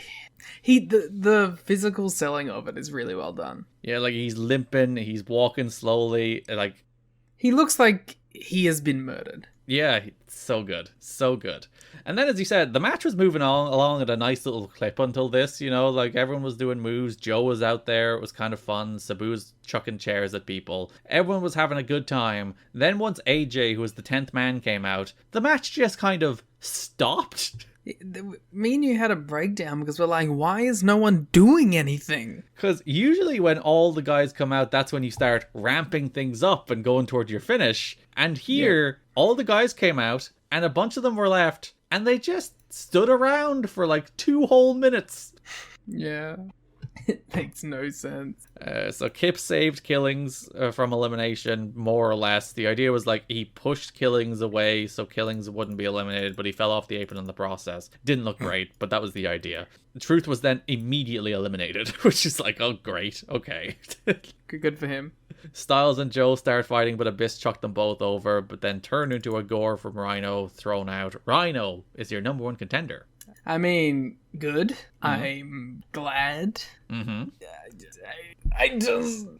not exactly the coolest way for him to get into this position. Ideally, it would be at the end of an actual story. Yeah. That's too much to ask in this company, to be fair. That's true. Main event, Rhino versus Jeff Jarrett for the NWA World Championship with Tito Ortiz as special referee. So funny that Ortiz is still in this. Yeah. The whole, like, Nash thing's gone. And Tito's just hanging around being like, I guess I'm enforcing this now. Okay. He's like, I have no problem with Rhino. I hated Nash, that's why I choked him out. Jarrett has security bring out a casket, which greatly tickled you. Yeah, because I was like, what the fuck? Because they fill the arena with a bunch of like smoke. They turn on the fog machine, and then there's just one security dude walks out ahead of the casket. Yeah, it wasn't the casket itself. It was the fact that this one dude just fucking walked out, and it looked like he was making his entrance. Because Jarrett like did the dramatic turn back toward and like bring him out, and the one guy walked out. He was like, who's that? I was like, oh my god, it's some guy. But then they brought out a casket because they promised to bury Nash. This is not a casket match. Tito Ortiz was ejecting Gale, which allowed Jarrett to hit Rhino right in the fucking goddamn face with a guitar. Yeah, it was sick. Because it was mid-Rhino gore with Rhino's head down, and Jarrett just swung for the fences right at that man's head. It was one of those little perfect combination moments. Rhino kicked out. Rhino then hit the gore, won the title. He's the new NWA World Champion. He briefly celebrated before Planet Jarrett attacked Rhino. He briefly looked cool. He was like, look at me, I'm world Oh no, everyone's there jumping him. They hit him with a guitar, they put him in a casket, they posed on the casket, they're all very happy. They beat the brakes off this boy. Yeah, it's his big moment, his big NWA World title win, and they beat the shit out of him and put him in a casket. It's embarrassing. Yeah, Team 3D return, they clear house. Also, like, Team 3D return far too late here. He's already, like, in a casket, they're doing their pose. Then Team 3D come out, it's like, what were you guys waiting for? They were like, he still has a chance of doing this by himself. We don't want to take this moment from him. And then they're like, he's fucked. They're like, how cool would it be if he gored, like, all 7 of these guys? They were just really rooting for Rhino backstage, and they're like, oh no, we gotta go out. He's not doing it. So Eric Young is posing on the coffin as Trill K and Team 3D run everybody off. They free Rhino, they 3D EY, they put him in the casket as the show goes off the air. Rhino doesn't even get to murder him. No. He hands him off to fucking Team 3D. The new world champion is like, yeah, here you go, you guys do it. He does get to stand on the casket and pose. Yeah, but he could have, like, Rhino driven him into it. Through it? Like, on top of it or something, yeah. Yeah, break through the doors of the casket with a Rhino driver. That'd be sick. Or gore him down the entrance tunnel while he's in the casket. I mean, listen, say what you want. You can't deny that wouldn't be sick. It would be sicker than having Team 3D make the save. Yeah, man. The original plan was for Jarrett to beat Nash when Raven would interfere, turn heel, cost Nash the match, plus special ref Tito Ortiz would also go heel. Wow. This company sucks. Where he's most natural, as it was widely agreed, Dusty Rhodes made a mistake bringing him in as a babyface. That would then lead to babyface Nash versus heel Raven. This is the stupidest shit I've ever heard. Like, this is so bad. TNA's better when that shit doesn't work because their first ideas are always fucking terrible. So with that being thrown out, as I said, they decided to go for the world title change as the make good for the not delivering the main event. Not delivering that finish. The make good was babyface Rhino wins the belt clean. A decent finish. Babyface hits Gore, pins Jeff Jarrett. Fucking dumb. So that's the world title match for the month, as Rhino is your new NWA World Champion. Are you at least happy to see Rhino for a champion, as long as he will be champion? Yeah, but I don't remember anything about it. That's because it lasts 2 weeks. But listen, nope, can't say anything's bad. At least it happened. That honestly, that is that is the actual silver lining. At least it happened. It's nice that we'll have a very brief reprieve from Jeff Jarrett being NWA World Champion. Monty never got it. Yeah. Why not do Monty here? I don't know. It's fuck you, that's why. Yeah. So on the topic of Monty, he has a little program going into Bound for Glory as well. He has a squash match on the first episode of Impact, and then he begins pivoting to a match against Lance Hoyt. What a big show for him. With this Lance Hoyt feud. You cannot deny the magnetic force that is Hoytomania. I can. So, October 15th Impact, he has another squash, perhaps an even better one against Jarrell Clark and Mikey Batts. Well, yeah, this one kind of rocked. The start of this match, I absolutely adore. Where they start diving and he catches him. Yeah, he's just like, they try to get the jump on him. He launches himself over the ropes off the back of Jarrell Clark, and Monty just catches him and kills him. Monty's like beating the shit out of him. It rules. Yeah. Pounce to Clark, alpha bomb to Bats. Monty pins both, grabs the mic, welcomes us to the Serengeti, says nobody will stop him, which brings out Lance Hoyt, as these two have already been booked in a match at Bound for Glory. Monty backs off and Hoyt does a quick promo. I just, like, there is very few wrestlers who they could do as many squash matches on TV as they do with Monty Brown in his entire time in this company, and I will enjoy them every time, because he just hits his, like, 3 high-impact moves, and they are the best. Yeah. And I think what helps it is, like, it's a dude who has a very clear understanding of what his character is, and he's got the whole, like, he's like dripping in charisma too. So it's like when he goes out and kills someone, you're just like, fuck yeah, kill them. And when you consider, like, his whole act is like short bursts of cool awesomeness, like you drop that into like a 90-second squash against 2 guys who can bump for him, which is pretty much every squash he ever does, and you're like, yeah, he's the best wrestler in the world. Smart booking of someone. Yeah, they know when to expose him and when to put him in like longer matches with the right guys, and like his longer matches are usually 8 to 12 minutes tops, unless it's a title match against Jarrett. Like the Hoyt match, I think is like 10, maybe even a little shorter. Like they know like this guy can't go 20, he shouldn't go 20, so he should go 90 seconds or 8 minutes. And that's all you need. It's the Bill Goldberg thing, or like to like do a more contemporary example, Wardlow. Like Wardlow doing long matches drove me nuts because the idea is like, oh, we'll show a different layer of Wardlow. It's like, fuck off. He's Wardlow. He does power bombs. He's big and he's cool. He doesn't need depth. People like that. That's all you need. Protect him. Book around it. They won't get sick of it because big guy that does power bombs is always cool. Then we had on the Go Home show, they had the 6-man tag main event as well that we've already talked about, which leads us to Lance Hoyt versus Monty Brown on Bound for Glory. Before the match, Franchise has Jarrett and Gale where they're doing the promo where he's like, give me anybody. But Monty walks in and demands Jarrett also says, screw Monty, because he's like, screw Raven, screw Abyss, screw AJ. And Monty's like, say screw Monty. Say it. Then he sniffs the fear on Jeff Jarrett. Jeff Jarrett's like, I'll never say that, Monty. We are buddies and we're pals. I would never say screw Monty. And as that, Monty literally sniffs the fear. He smells the man. And he's like, I love how much Gale hates Monty Brown. She makes so many faces at everything Monty does. She also hasn't said a word. Which I think is like the reasonable reaction to Monty, to be fair. But like, I mean, like in any of these, like she's been in like 15 backstage promos and she hasn't said a single thing. Well, when Jackie Gata comes in, she starts shouting at Jackie. So she says words in like 6 months. Sweet. It's a big storytelling build to Gale finally getting to speak. Finally being allowed. So Monty beats Hoyt. It's exactly what you think it is. It's two guys throwing bombs, doing moonsaults, doing big boots, doing alpha bombs, compacted into like a nice little tidy 8-minute match. I enjoyed this for what it was. It was pretty good. Little mid-card pay-per-view affair. Yeah, two big guys throwing meat, whatever that Big E quote is. Slapping meat. Two big guys throwing meat. That's what he said, right? Wasn't it two big meaty guys slapping tits? Yeah, I think that's it. I think you got it. Cool. I think you nailed it. These two are best of buddies as well these days. I wonder if this is the match where they became best of buddies. I like to think so. They bonded over this 3.25 star Bound for Glory match. 3.5? How generous was I for this? 3.5. Yeah, I was in a good mood. Look at these boys hitting each other. You've soured on Hoyt though, have you?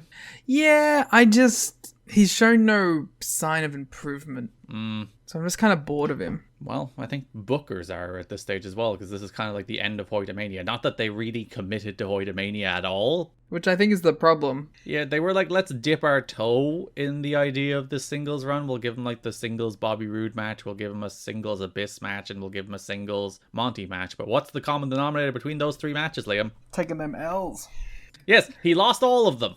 He probably, he should have beaten, you can understand him losing to Monty and Abyss, but he really should have beaten Roode. Because that was right when things were popping off too. And Roode is honestly below Hoyt's station. Monty and Abyss are at least upper mid-card occasional main event guys. Whereas Roode is lower mid-card tag team guy. He's below Hoyt on the pecking order. Yeah. But Monty pins Hoyt with the pounce. Period. And then the final, major heavyweight stuff. I guess we'll do Raven now, because most of it isn't just shouting and being dragged out of the building. Yeah, there's no wrestling in it. Raven does not have any matches. All he does is show up to TV every week, and then Larry Zbyszko shouts at him. He's like, "What are you doing here? I hate you. Get out." Speaking of getting paid to do shit all. So they aired the footage of Controversy in Canada on the first show of the month. They also aired when he tries to break into the Impact Zone and Larry gets rid of him. Then the next Impact opens with Raven once again trying to show up. Security eject him. I love how, upset he is every time. And it's funny that Larry is the guy he blames, which again makes a degree of sense. Larry is part of the TNA Championship Committee, so Raven's like, how the fuck did he get that title match in that place? How did that happen, Larry? It's very suspicious that Larry just has never explained it. And when actively asked about it, he's like, but Mike, come on, we have other business to attend to. Come on. You're dodging the question. So Raven's in the right. October 15th Impact, same thing. Raven tries to jump Larry in backstage before he's dragged out by security. He's raging about being screwed out of both the title and the Bound for Glory title match. And Larry ejects him because, he's mad that Nash is getting the rematch as well. So not only was he screwed, he's not getting his rematch either. Again, completely valid complaints. And during the 6-man tag team main event of the Go Home show, Cassidy Riley comes out the announce desk, and Mike Tenay is always like he always is whenever Cassidy Riley does anything. He's like, what the fuck's Cassidy Riley doing here? Who's allowing him to do anything? But he comes out and he announces that Raven will be at Bound for Glory. And he was on the pre-show where Rhino called him a bitch. Perfect. And that's all he did, because he was meant to interfere in the main event. And that got scrapped when Nash had his heart troubles. You could have just, gone to Raven Rhino. That would have been cool. Or again, just do Jarrett and Raven. But then Jarrett has to put over Raven, which he is not willing to do. Which is ultimately the problem. I will never understand why they didn't go back to Jarrett and Raven. Well, I will. I kind of do. It's Jarrett having an ego, mostly, and them not liking each other. But, man, that was your biggest match. What are you doing? Yeah. And then the other major heavyweight stuff is the Monsters Ball. We already talked about the Jeff Hardy and Rhino match from the Spike TV debut. And the 6-man. And the 6-man. There was an Abyss squash on the October 8th episode. Actually, no, it wasn't really even a squash. He wrestled Sonny Siaki, and it was bizarrely competitive. They have too much respect for Sonny Siaki. Yeah, and he's been around for 3 years. He's been he's in that David Maybe Young he's just category. a nice guy. Yeah, and he's hot. He has that going for him. I guess. He looks like 2003 The Rock now. Yes, it's Hollywood Siaki. You say they have too much respect for him, but they also misspelled his name on his entrance wall. That's the most embarrassing shit ever. It said Sonny Seiki. Which is maybe his NXT name when he jumps in 2 months. Or FCW. Crowd were firmly whoa abyssing. Siaki ran wild, hit a Rana, but Mitchell distracted him. It required a distraction finish to beat Sonny Siaki. Heading into Monsters Ball. Yeah, I don't get it. That's a weird one. Just beat him. And Abyss has squashed Siaki before. He's beaten him in a minute on Impact before. Just squash him again. Doing weird shit. Yeah, Siaki's been there from the start, and he's been around. But he's only been around. There's a reason he hasn't done anything meaningful since, sex. God, people who don't know are going to be so confused. You better listen to all of the old episodes so we can say things like Siaki hasn't done anything meaningful since sex, and you will understand what we're talking about. This is the calm episode. Great. James Mitchell told the Wrestling Epicenter radio show that he is happy with his role in TNA. I'm actually happier with my place in the business than I've ever been, he says. Abyss is somebody I wanted to be with when I first saw him. We teased we were going to do it right before Dusty Rhodes took over the book. The week I was supposed to come in and be revealed, Bill Behrens told me I wasn't on the booking sheet, so I was kind of pissed off about that. I had cancelled a gig to be there, but he's a big scary monster and I'm a creepy little bastard on why that works. It's perfect. Because it's funny that, if you remember, they were doing all those teases of that hooded figure who was meant to lead Abyss, and then it disappeared for 5 months. Even though everyone knew who it was. They even did the voiceover leading to the first Monsters Ball, where it was very obviously James Mitchell's voice. Yeah. And then Dusty's like, fuck that, he's too spooky for me. Yeah, that's actually the law. Dusty just got scared. He's like, this man is demonic. I can't put him on my show. Can you say demonic in Dusty Rhodes' voice? This sinister minister, daddy, he's demonic. Demonic. Next Impact, October 15th, we did have Rhino facing Sabu. These are two fun guys to have on TV. I appreciate because this is the TNA hardcore division. At one stage, Rhino brains Sabu with a chair, and Andrew Thomas is like, go for it, pals. Of course. Who's going to stop him? Abyss runs out, tries to interfere. Sabu throws a chair at him, but this opens the door for Rhino to hit the gore for the win. Abyss looks to use some tacks, but Hardy makes the save. Sabu hurls a chair at Rhino. All four men stand off, and then security separate them. I like all the side-eyeing between Abyss and Rhino. Yeah, because there was the moment on the Spike debut where they were both going to go after Sabu with a chair, or Hardy with a chair before Sabu made the save. And they fight a little bit over the chair. It's like, we are kind of loose allies here because we want to beat up Sabu and Jeff Hardy. We're both monsters. Yeah, we don't like these other two guys, but also, do I like you? It's not even, I don't think even if it's a matter of likes, it's just two big alpha dogs. Only one alpha dog can exist. The alpha male. So all the guys ran out in the go-home show after the main event in the brawl, which leads us to Monsters Ball, in which Rhino defeats Jeff Hardy, Abyss, Sabu in a hell of a plunder brawl. Yeah, this is a lot of fun. Like, it's nice to actually just have some fun bullshit on the pay-per-views, and this definitely delivers in that respect. I've always been a big advocate for, like, just hardcore divisions, just guys who will do wild shit to each other.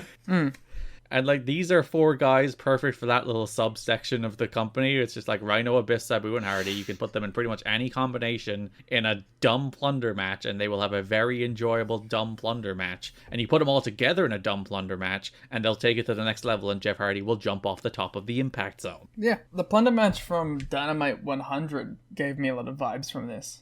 200, I assume? 200, sorry. The three-way? Yeah. You just needed Mox to moonsault off the top of the stage. Imagine Mox in the 2005 TNA plunder division. Oh, you put Mox in this match against, like, this Sabu and this Abyss and this Rhino, he's having a great time. So Jeff Hardy did hit the... Chuck Trent in there too. Yeah, arguably, like, both best friends, the sneaky plunder gods. Not even sneaky. I think everyone needs to acknowledge that Chuck Taylor is one of the greatest plunder workers of all time. So Jeff Hardy hits, I think, the biggest swanton bomb of his career in this match. Well, definitely the most dangerous, I think. It is absolutely, positively the most dangerous swanton he's ever done. Because, like, all the WWE ones he's done have been, like, you know, it's really high, but he's landing on a very, very obvious crash mat. And it's, like, there's actually, like, a surprisingly large margin for error in a lot of those Jeff Hardy WWE swantons. Because even, like, the ones where he's just doing it through a table, it's just, like, it's pretty straightforward. It's just straight down. Just flip over. Yeah. I say as if I could do it. I know, it's like, it's perfectly normal to do a swanton off a 15-foot ladder through 2 tables, but that's fine. That's regular business for this man. Yeah.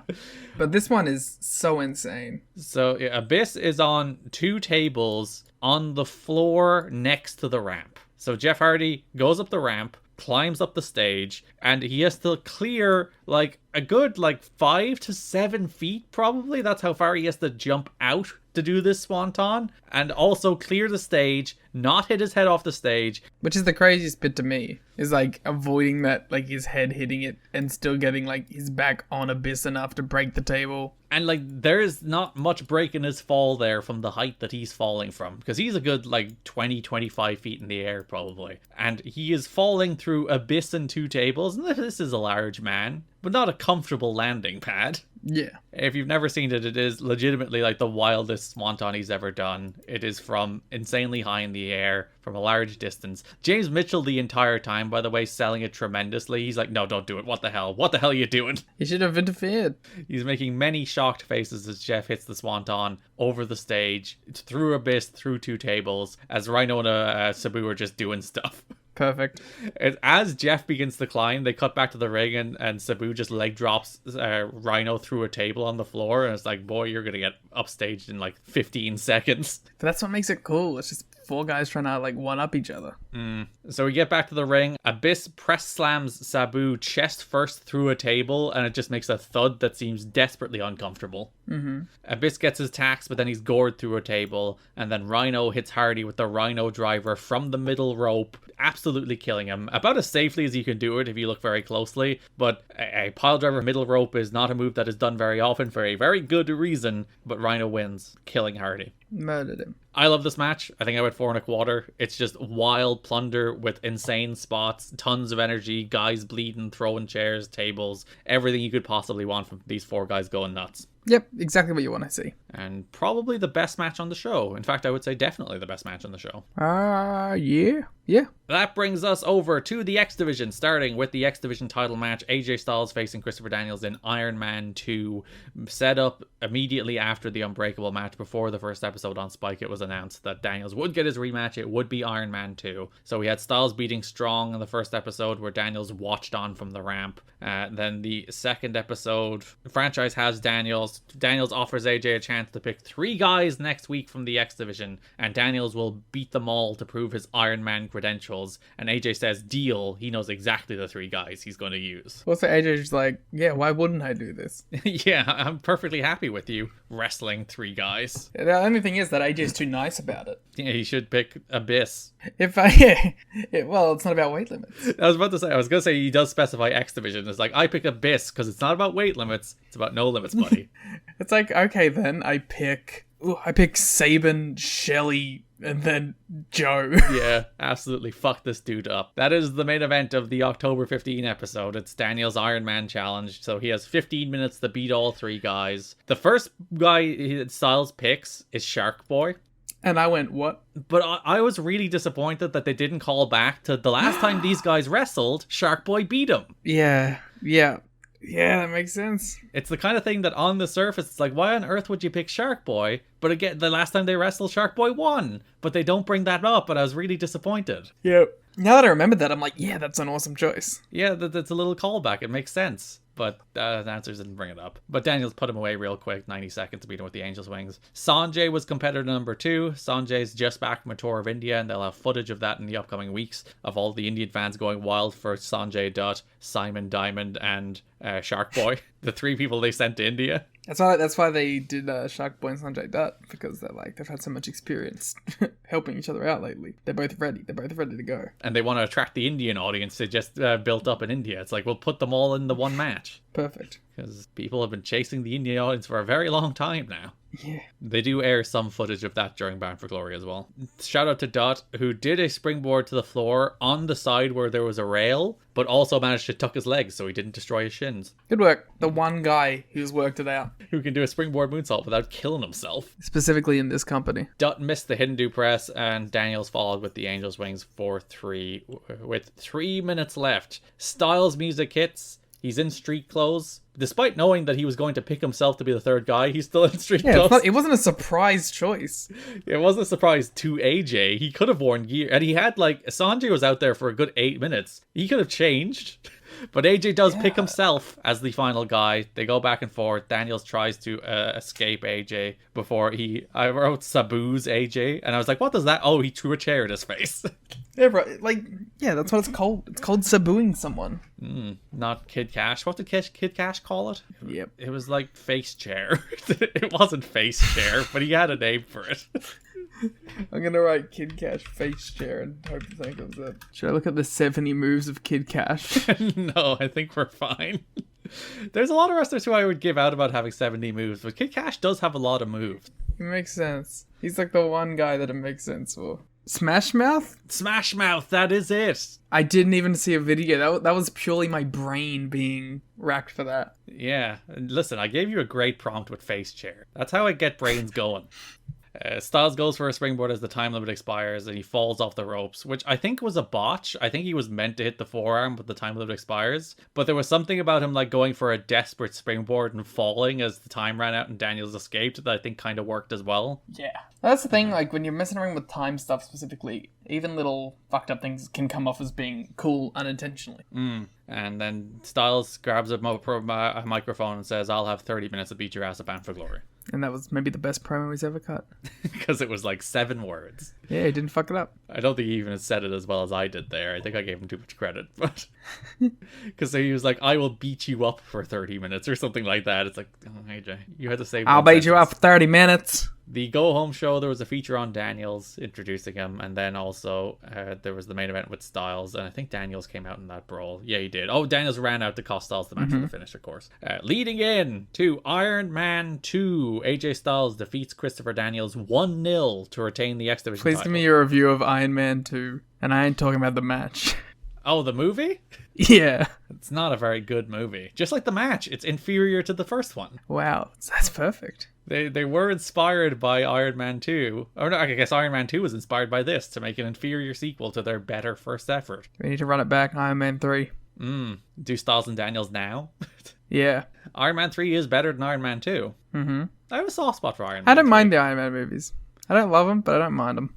One is very of its time, and it's a little cliche now just because... One doesn't age well, but you gotta give it respect for what it did. And so many of the superhero movies we've seen since that have introduced characters have just done Iron Man. Yeah. Well, that's the problem. Every fucking main character in cinema became Iron Man. I am Iron Man. Everybody is Iron Man.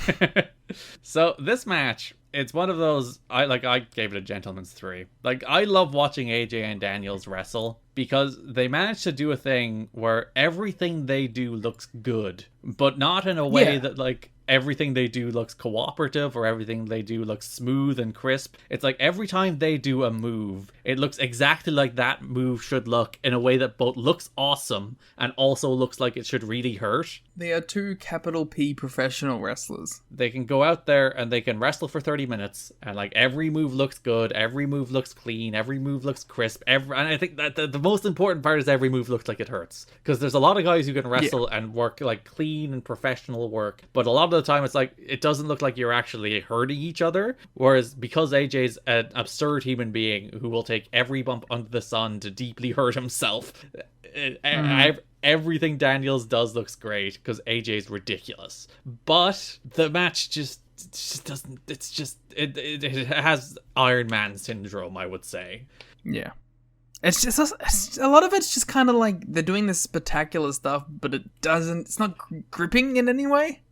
Because like the way they work the match is like the finish is Styles hits the Styles Clash with 2 seconds left, wins 1-0, getting that win right in on the buzzer. So when you do 30 minutes where people expect falls and you don't do any, it just feels dry. Yeah. Whereas if you did like a 30-minute match that built to that finish, I'd ideally prefer them to go shorter because 30-minute matches are ridiculous most of the time and you don't need to go 30. But if they did like a 30-minute match instead of a 30-minute Iron Man match, where like everybody knows they're going 30 no matter what, it just takes a lot of the tension out of everything else that happens in the match. So like they're doing a bunch of really clean wrestling, but it just doesn't feel like it's building toward anything, and the crowd aren't really there for it, and it doesn't have the same narrative the first one had, particularly toward the finish with like the bleeding AJ and the Koji clutch and how striking an image that was and how great a finish that was. Like this match has none of that stuff. Yeah, there's none of the like I can't really think of the term that I want to use, but like the first one felt like it had a lot more energy. Yeah, and like there's the moment in the first one where like 8 minutes or so to go, or however much it is, like Styles starts bleeding, and then the match like really turns where Daniel starts aggressively going after Styles' cut to set up the finish, and like that's a really cool story. And this match, and they did a couple, because that match ended 2-1 in overtime. This match ends 1-0, so they incorporated a couple of falls into the first match as well. It's just a little bit flat. It's very good wrestling that ultimately doesn't really go anywhere. Yeah. Styles retains. Styles Clash right on the buzzer. Gets the 3 count. They do ring the bell right when he hits the Styles Clash. Is like, pals, you gotta wait 2 seconds. The match's not over yet. They just gave it to him. Yeah, it's like, well, Daniels, like, he did win with 2 seconds left, so, like, literally Daniels couldn't get an equalizer at that stage, just based on seconds. But also, you gotta wait for those 2 seconds to play his music, guys. Yeah, come on, show some respect. Yeah, good match, on the strictest technical sense. The other big story in the X Division, there's actually a couple of smaller ones bubbling, but the other one is Ultimate X, as we had the Sabin, PD, and Shelley match on the Spike TV debut. What a fucking... all I can do is think of that Ultimate X finish. Woo! Dave Meltzer on the Wrestling Observer was like, we don't know who okayed, because the finish of the Ultimate X, we'll do the TV in a second, but the finish is that at one stage in the match, the X falls, and they get a ladder, they put it back up. Then it starts dangling again, and Petey Williams, smart man that he is, just drops to his knees beneath it and catches the X when it hits the mat, and they give him the match and they call it there. No, when it hits the mat, he just catches it midair. That's important, because he has riz about it. Yeah, and everything about the timing of that finish is so well executed. Like, the amount of time that PD, like, waits under, the amount of time he drops to his knees, and then, like, the dramatic tilting before it falls. There's about 10 different things that had to happen exactly the way they happened for it to come across it well. Yeah. And they just all did. It's like fate was on their side for the shitty finish of the X falling, ending up being like something that was really cool. And like if Sabin won like that, it's shitty because he's a babyface. But like if PD being like the evil Canadian winning on the cheapest way imaginable was so good. In a way that feels like it should be against the rules, but technically isn't. Yeah, it's like the rule is you have to get the X and hit the mat. So PD was already at the mat. The X came to him. That's not his problem. The X chose him. Yeah, it's destiny. But yeah, Dave Meltzer in The Observer was like, we don't know who okayed ringing the bell for the finish because no one wants to admit to it because it was such a terrible decision. It's like, fuck you, you're dumb. Fuck you, you're wrong. He's so wrong. Like, that's... if the X is going to fall twice, if you're going to have the embarrassment of the X falling twice, like, it's so much better for it to fall the second time in a way that actually almost makes it seem like a deliberate choice. It's like, the first time it fell was actually to condition you to think it could fall, to set up the finish where it falls into Petey's arms. Also, it was perfectly shot. Fuck off. Yeah, and even the fact that it fell twice almost works better for the finish. Yeah.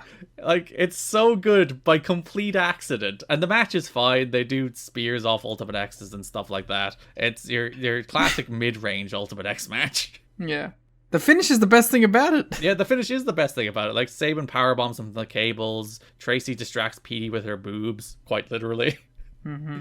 Bentley does an elbow drop. Like, there's good stuff. But yeah, when Sabin and Bentley drop from the cables and the X comes loose and it dangles precariously, and Sabin and Bentley were the two that took each other out, and Petey is the one there. It just works. It just works, and it rules. And the fact that Petey had the foresight to be like, I just gotta catch it here. And like, whoever did call for the... because it probably wasn't D'Amore, because D'Amore was out there. So it was probably someone in the back who's like, just call it, that's it. Whoever made that call, good decision. They should be in charge. And watch it be Jeff Jarrett. Sorry, I gave credit to Jeff Jarrett and my body rejected it. That's fair. Just shutting down. The Rewu sensors have gone off. It's one of my favorite things at the finish where, like, you can see everybody's upset, but PD has to, like, celebrate, but he's clearly upset. Yeah. Sabin looks legitimately pissed. Oh, he's fucking raging. Of course, at the injustice of the finish and nothing else. See, I was like, I wonder if he's mad because he was scheduled to win.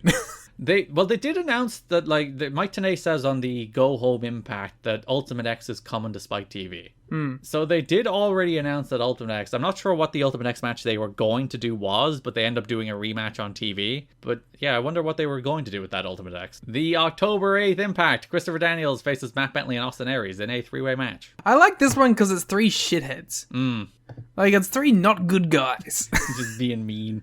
Yeah, it's a like, I love a dynamic like that when you have multiple heels or multiple baby. Multiple baby faces doesn't work as well because it's normally just like them having a match. But like, I love some heel versus heel shtick. Yeah, baby faces just do moves where heels get dastardly. Yeah, I love two heels trying to out bastard each other. This is a brand new audience, Liam. We're on Spike TV in front of like 3 times the viewers. So Mike Tenay naturally hits the Matt Bentley is Shawn Michaels' cousin line as he's doing his entrance. Of course, you gotta. Which he hasn't done. It's like the Canadian Destroyer in the first episode. It's like, you gotta hit the Shawn Michaels' cousin line, which he hasn't been doing lately. Know. But he has to let the people know. Actually, he's gonna be on pay-per-view in a big match. Aries hits a poison rana on Bentley over the ropes, which is kind of wild. Daniels goes for a slingshot moonsault and they just step aside. They do the Samoa Joe. They're like, fuck you. It's one of those spots where every time you see people just like generically brawling to set up somebody doing a dive on them, there's a little part of you that's like, he just stood there. Whereas this time, they moved. Yeah. P. Williams comes out looking to confront Tracy at ringside. Then Sabin appears as the valiant defender of women. Former pal of Tracy, but then Tracy betrayed him, which tells you how good a guy he is.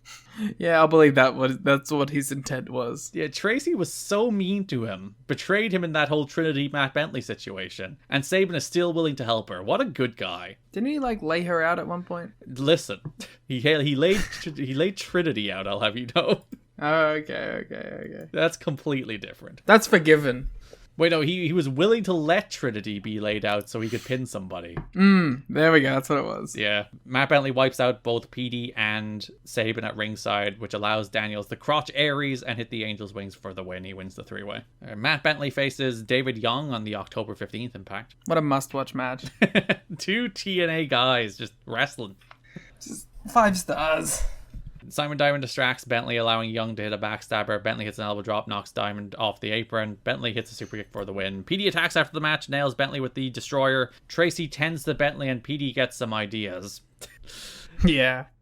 PD's into it. PD's a little freak. He is a little freak in many ways, because he kisses Tracy against her will and gets slapped. And then he pulls Tracy in for the Canadian Destroyer. But instead of doing it, he starts pulling Tracy's dress up to reveal her ass. Mm-hmm. And then Chris Sabin makes the save. He's a fucking little pervert. He grew his hair out. He has the facial hair, and he's like, I'm gonna become a scumbag now. And there is literally a moment in Ultimate X, as he said, where Tracy distracts PD by motorboarding him. Motorboarding? Is that what you just said? Did I just mix motorboating and waterboarding? Yes. Those are two very different things. They could be equal forms of torture in the right situation. That's how I'm trying to be. Sabin valiantly makes the save, though. He's a defender of women again. Again, reoccurring thread here. Sabin defends women. Petey Williams is a scumbag. Until he has the opportunity to win a match by not doing it. And then the Go Home show, there's actually a couple features on Ultimate X. There's like a generic feature on Ultimate X on the October 15th Impact, and then the October 22nd Impact, there's a feature specifically on the three guys commenting on Ultimate X and how it's dangerous, and they've been in the matches before, and now they're bound for glory, blah, blah, blah, blah, blah. But it's nice to establish what the stipulation is. It's the TNA signature match, and establish the guys that have been in it before, because Bentley won the first one, and Sabin was in the first one. Good, bloody, bloody, blah for the new audience. Mm-hmm. And then match itself, PD win. Yep. Samoa Joe does not debut on Spike until the 4th episode. How do you feel about that? Interesting choice, and by interesting, I mean bad. But he doesn't actually have, like, a big story going into this. He's just doing, like, a legend thing. But you could have him get, like, squashed on the second or third one. I don't know. He does get a feature on the second one. Yeah. So he is introduced at least. And, like, I'm with you that I would have had Joe on this show earlier. But when he does actually come out, they do, like, build it up. It's like, finally, we're getting to see Joe on Spike. Yeah. They did a good job of not having him on the show. They make it feel at least a little bit special when he's finally there. It feels like a big deal. It's like Joe's here. He wrestles Elix Skipper on the Go Home show October 22nd. It's a pretty straightforward match. Muscle Buster, Coquina Clutch, Joe wins. Joe doing the one-armed Muscle Buster carry is the coolest thing in the world. Yeah, because no one should be able to do that. Where he's just holding the guy and balancing him with one arm and like doing a Joe pose before he drops him with the Muscle Buster. And like, you are the coolest wrestler that has ever existed. It is announced earlier in the month that Samoa Joe will wrestle Jushin Thunder Liger at Bound for Glory. There's even a video package at one stage on one of these shows that has some Liger New Japan footage. So that's Joe's match. It opens Bound for Glory, Samoa Joe versus Jushin Thunder Liger. Samoa Joe getting a big NXT takeover entrance. Yeah, he comes out with the Tiare Warriors in a traditional Polynesian dance. Liger comes out to his classic Liger theme, which is one of the greatest wrestling themes of all time. And if you are a UK or Irish wrestling fan, you know it probably first, unless you were a tape trader from the 90s. You probably heard that theme to death on the Wrestling Channel when there was just like a 2-minute Jushin Liger commercial that was just like, here's Jushin Liger, he's cool. And it was set to Jushin Liger's theme song. Just like during the ad break, it's like, we didn't sell ads this month, so let's air a 2-minute Liger motion video. So that's awesome. Wish I had the Wrestling Channel. They threw streamers for Liger, which is one of the very few times in TNA history they've ever done that. It was a good little atmosphere for it, even if the match didn't exactly, bust all the stars out. Yeah, because because they had to add the gauntlet, this feels like the match that got cut most for time, especially because Styles and Daniels had to go 30 minutes. So I would have just cut off a 3LK match or some bullshit. But even like the Diamonds in the Rough against Shark Boy Apollo and David Young match is utterly disposable. Just cut it. Yeah, I just get rid of one of those and give it all to Liger and Joe. But as it was like a real good 6-7 minute sprint where they threw bombs at each other and the crowd were going nuts. That's the disappointment, because this is it shortly after or before Joe Kobashi?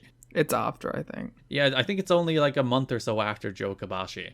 So obviously that's what people had in their minds. I do think like part of the Impact Zone was like, this is our version of that now, where we get the like Joe is wrestling a different Japanese legend and let's big that bad boy up. It's kind of unfair to be like, all right, have one of the best matches of all time now. In 7 minutes. Simon Inoki's at ringside. There's also one of my favorite things, but I'm not sure does it happen as much anymore when there's a Japanese wrestler on a US show, but there's a bunch of Japanese photographers at ringside for all the Japanese magazines, and I loved that back in this era when you'd see like just a parade of Japanese photographers who flew over to get photos of these Japanese stars having big US matches. I don't pay enough attention at ringside. I see it's like too commonplace now for Japanese wrestlers to have big US matches that they don't bother flying people over anymore. Yeah, they don't really do it anymore. It happens too much. And also you can just get photos digitally these days. But they had it at Forbidden Door, I think. Yeah, it makes sense for like big shows. Like a show like that, it would make sense. But when like Minoru Suzuki's working Collision, probably not. Simon Inoki's at ringside as well. They show him on camera. Boo. You hate Simon Inoki? I think everyone hates Simon Inoki. Joe wins with the Muscle Buster and Coquina Clutch as Liger passes out in the Coquina Clutch. He was meant to submit, but he passes out in it. And yeah, got 7. A little bit of a disappointment. Like it's real good for what it is, but what it is a 7-minute sprint. Yeah. They had a ton of expectations on it. Perhaps unfairly so. There was like some weird stuff about Liger where like he was meant to work the TV taping, but then he had to go back to Japan because he got a booking that came up after agreeing to work the TV taping that he gave priority to for some reason. I assume it was a New Japan booking, but he was supposed to do TV as well. He was also supposed to tap out rather than pass out, but there's a note that like TNA management wasn't overly impressed with Liger, which 1, fuck off. But 2, maybe it was like that little thing where it's like he booked himself for us, but then booked somewhere else and had to leave. It's like, well, that's a little unprofessional, but yeah. Liger, let's be real, Liger just didn't give a shit about this. He's like, yeah, it's a booking in the US. It's not important to Liger. No. Dave does note that the reason their time got cut was because of the addition of the gauntlet match. And then rounding things out, did you watch the pre-show match in the end? I did. I had seen it before too. There was also a pre-show match, which was Shelley versus Strong versus Dutt versus Aries.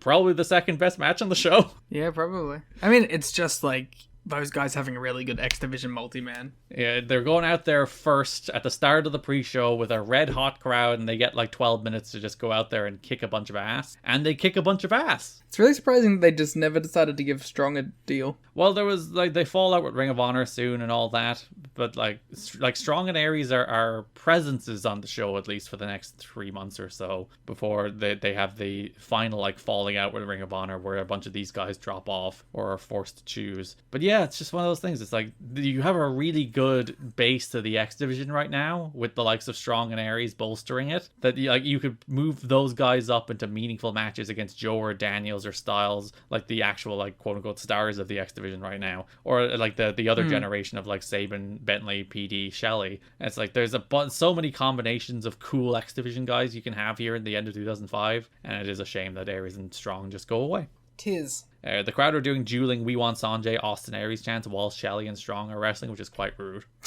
They also were chanting for the sprinkler, so I don't think we have to trust these fans. You don't love Sanjay's The Sprinkler? It's so dumb, but I like. Of course, it's one of those stupid things I would get over every time. Dutt does pin Strong with the Dragon Rana from the top. Cool finish, cool match. Which is impressive. I love the Dragon Rana. Yeah, they go a million. He also does like the slingshot Dragon Rana at one stage, which I also love. Yeah, I love all Dragon Rana variants. They go a million miles an hour. It has 4 great wrestlers doing great wrestling. If you've never watched this match, because it is on the pre-show. Well, like to be fair, they do build it up the way they promote the pay-per-view. It's like, oh, it's actually a 3.5 hour show, but the first half hour is free. Like that's the way they did promote it. So they tried to make the pre-show at least seem a little more important. And the fact that it was on the pre-show means it probably got more time than it would have. And it was also free, so more people probably saw it. But if you haven't, this match kind of rocks. Exactly. That brings us to the tag team division, of which we've covered some, but the Naturals are around. They're a thing. Remember them? Do you remember the Naturals, Liam? I don't. I try not to remember the Naturals. Do you have any memory of the existence of the Naturals? This month? Specifically? It's probably a question for TNA in general. It's like, do they have any memory of the existence of the Naturals? Because like they were they weren't there, and then they were just like, all right, defending them against the team that I legitimately thought they were the champions already. Because like the Naturals are mentioned, as we said, in the opening video on Spike, because they run down the champions like the Naturals. They also at one stage get their own little video, and then the opener of the October 22nd Impact, it's actually not the opener, it's the second match on the show, is America's Most Wanted defeat the Naturals for the NWA World Tag Team titles. Yeah. So they're in a video, they get a video, and then they lose the belts. They clearly did not want to have them like anywhere near this. Again, you got to go back to the default state, Liam. You got to get those belts on AMW. Yeah. They couldn't even wait till the pay-per-view. Because, well, they wanted to do a rematch on the pay-per-view. Listen, 1.2 million people watch this match. Well, good on them. Don literally says, as the Naturals are coming out, people tend to forget the Naturals are tag champs. Saying the quiet part out loud, dude. They do work real hard. Like, Chase does a shooting star off the top to the floor. Yeah. They always try hard. I've never said that the Naturals don't try. Andy Douglas bleeds buckets in this match. The story, they have like a 2-week blood feud. Yeah, like Douglas is bleeding everywhere. They get the heat on him. Harris takes out Rudy with a missed clothesline. Stevens fires up, but Naturals hit Harris with the natural disaster. But the referee is down. Gale accidentally Hurricane Rana as James Storm. I love the idea of an accidental Hurricane Rana. And it looks really bad. Yeah, because they don't take the bump properly and they just kind of tumble away. Which I guess is how an accidental Hurricane Rana probably should look, but also it should look better. The Naturals go to natural disaster Gail Kim, who's really in the firing lines. Gail doesn't get to say anything, but she does get to be nearly assaulted on every show. Yeah, it's insane. I don't know why. Well, she's a heel. Well, I know why. This was the stylings of the time. Was it the same episode that Petey Williams tried to fondle Tracy? No, it wasn't the same episode. That was the very previous episode, to be fair. So back-to-back episodes where women are being assaulted. But yeah, they go to natural disaster Gale, but Jarrett sneaks in, low blows Douglas. Storm then, for the first time in TNA history, smashes a beer bottle over the head of Chase Stevens to win the NWA World Tag Team titles, and we are officially back to the default state of Jarrett AMW style. For like a week or two? A day. A day or two? A literal day until Rhino wins the belt. But yeah, the beer bottle. It's nice to see it. It's a great gimmicked weapon, isn't it? It might be the best gimmick weapon. Oh, and James Storm. Was it this match or the pay-per-view match? Oh, it was the pay-per-view match where he was like, the fans threw the bottle in. Yeah. And he tried to blame the fans and said the fans blew the bottle in. And the ref was like, well, I guess I can't tell him no. Yeah. I have no proof to the contrary. Yeah. Because it is the downside of, like, it is a phenomenal weapon. Like, it looks so good visually, hitting somebody with a beer bottle. And one of those things, because it's made out of sugar glass, I assume it doesn't hurt remotely. So it's one of those just... It doesn't hurt at all. It's such an awesome pro wrestling weapon. But yeah, the downside is, like, there is evidence everywhere. But don't worry about it. Yeah, they're trying their best. AMW are your new tag champs. Then they do a rematch on the pay-per-view, which is pretty okay, but also the same match, but worse maybe. The story of this one is AMW cuff Andy Douglas to the rail to give him the numbers game. Gale distracts Stevens, allowing Storm to hit with the beer bottle. Rudy sees the glass, as said, but Storm accuses a fan of throwing the bottle, which is a tremendous bit. Death sentence on Douglas to retain the titles. I preferred the TV match, had more energy. Chase Stevens at least did shooting stars to the floor. That's the most you can ask. It is. As I said, like the Naturals remind me a lot of the Guns in terms of teams that are probably pushed above their station. But my thing is, at least Chase Stevens occasionally moonsaults and or shooting stars. I thought you meant the Machine Guns for a second there, and I was like, what the fuck are you talking about? Yeah, everyone relates Chris Sabin and Alex Shelley to Andy Douglas and Chase Stevens. Yeah, the two greatest tag teams in TNA history. Not at all Austin and Colton Gunn. Yeah, they have that same energy of a team that's pushed above their station, who would have a role at a certain level, but that level is not tag team champions. But as I said, the difference being Chase Stevens will occasionally moonsault off a cage. The Naturals have that going for them. We're also a few months away from Chase Stevens shooting starring off a cage, but that will go well for him. Ooh. Diamonds in the Rough. They have a month. They're around. They're around, I guess. Feels generous to say they have a month. They exist in TNA in this month. Mm-hmm. We already talked about David Young and Matt Bentley, and then we just go straight to the pay-per-view. And Skipper lost to Joe. It sets up the Diamonds in the Rough versus Shark Boy, Apollo, and Sonny Siaki. I say this with like every ounce of love I can have in my heart. These guys can fuck off. Like, they have a good little match here, but they can fuck off. What are we doing? Yeah, they do try real hard and have like a surprisingly decent little sprinty trios match. But also, yeah, get rid of this. Give the time to Joe and Liger. What are you doing? Yeah. Skipper steps up off of Young and Apollo into what was meant to be a Rana on Skipper, but was more like a shining wizard, and it looked awesome. Yeah, that was like the coolest spot. It wasn't intentional. It was meant to be like a Rana. Yeah, it would have been a cool spot because he stepped up off of Young onto Apollo's shoulders over into a Rana on Siaki behind him, which is cool on the surface. But then he fucked up the Rana, but also it looked like a shining wizard, so thumbs up. They should steal it and keep doing it. Yeah. Young and Apollo did big dives. That should be their finish, actually. Yeah, the step up Shining Wizard. Young and Apollo did dives before Young pinned Siaki with a spine buster. That's the Diamonds in the Rough. They had a month. They sure had a month. And Liam, you know what time it is. Oh, beware. We end the show, as we always do, with the 3 Live Crew family drama. This mother is a bad girl. Beware. Sorry, can I have a little interlude before we go into 3LK family drama? Oh, sure. As if this show isn't going to be long enough. It is hilariously sad watching Kota Ibushi make his entrance with 7 people around him. Aww. For context, you are currently watching Glee.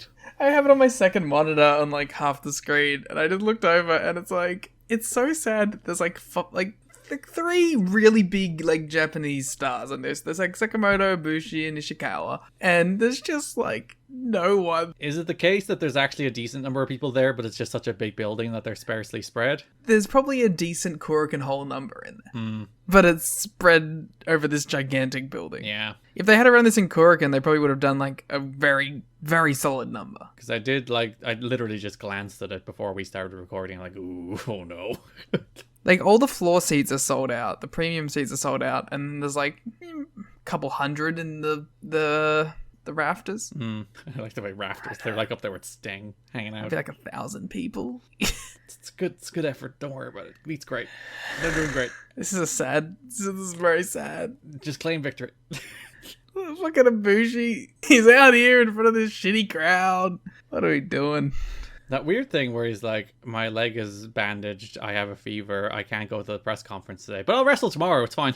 It was tonsillitis. Yeah, it's like, I guess it's because it's specifically a press conference, he can't talk, but... Could have just, gone in your suit and taken a photo.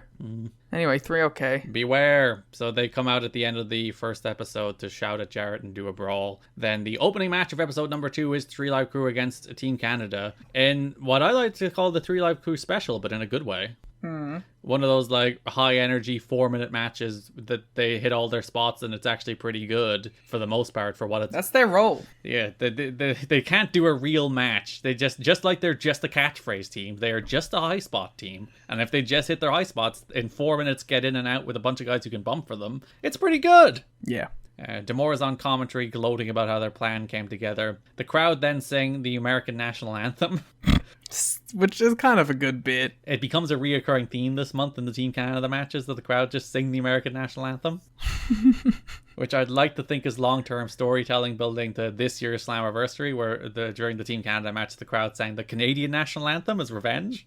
It was the same crowd, I'm guessing, so telling stories. The same people in Windsor in 2023 were in Orlando in 2005. Yeah. The diehard fans.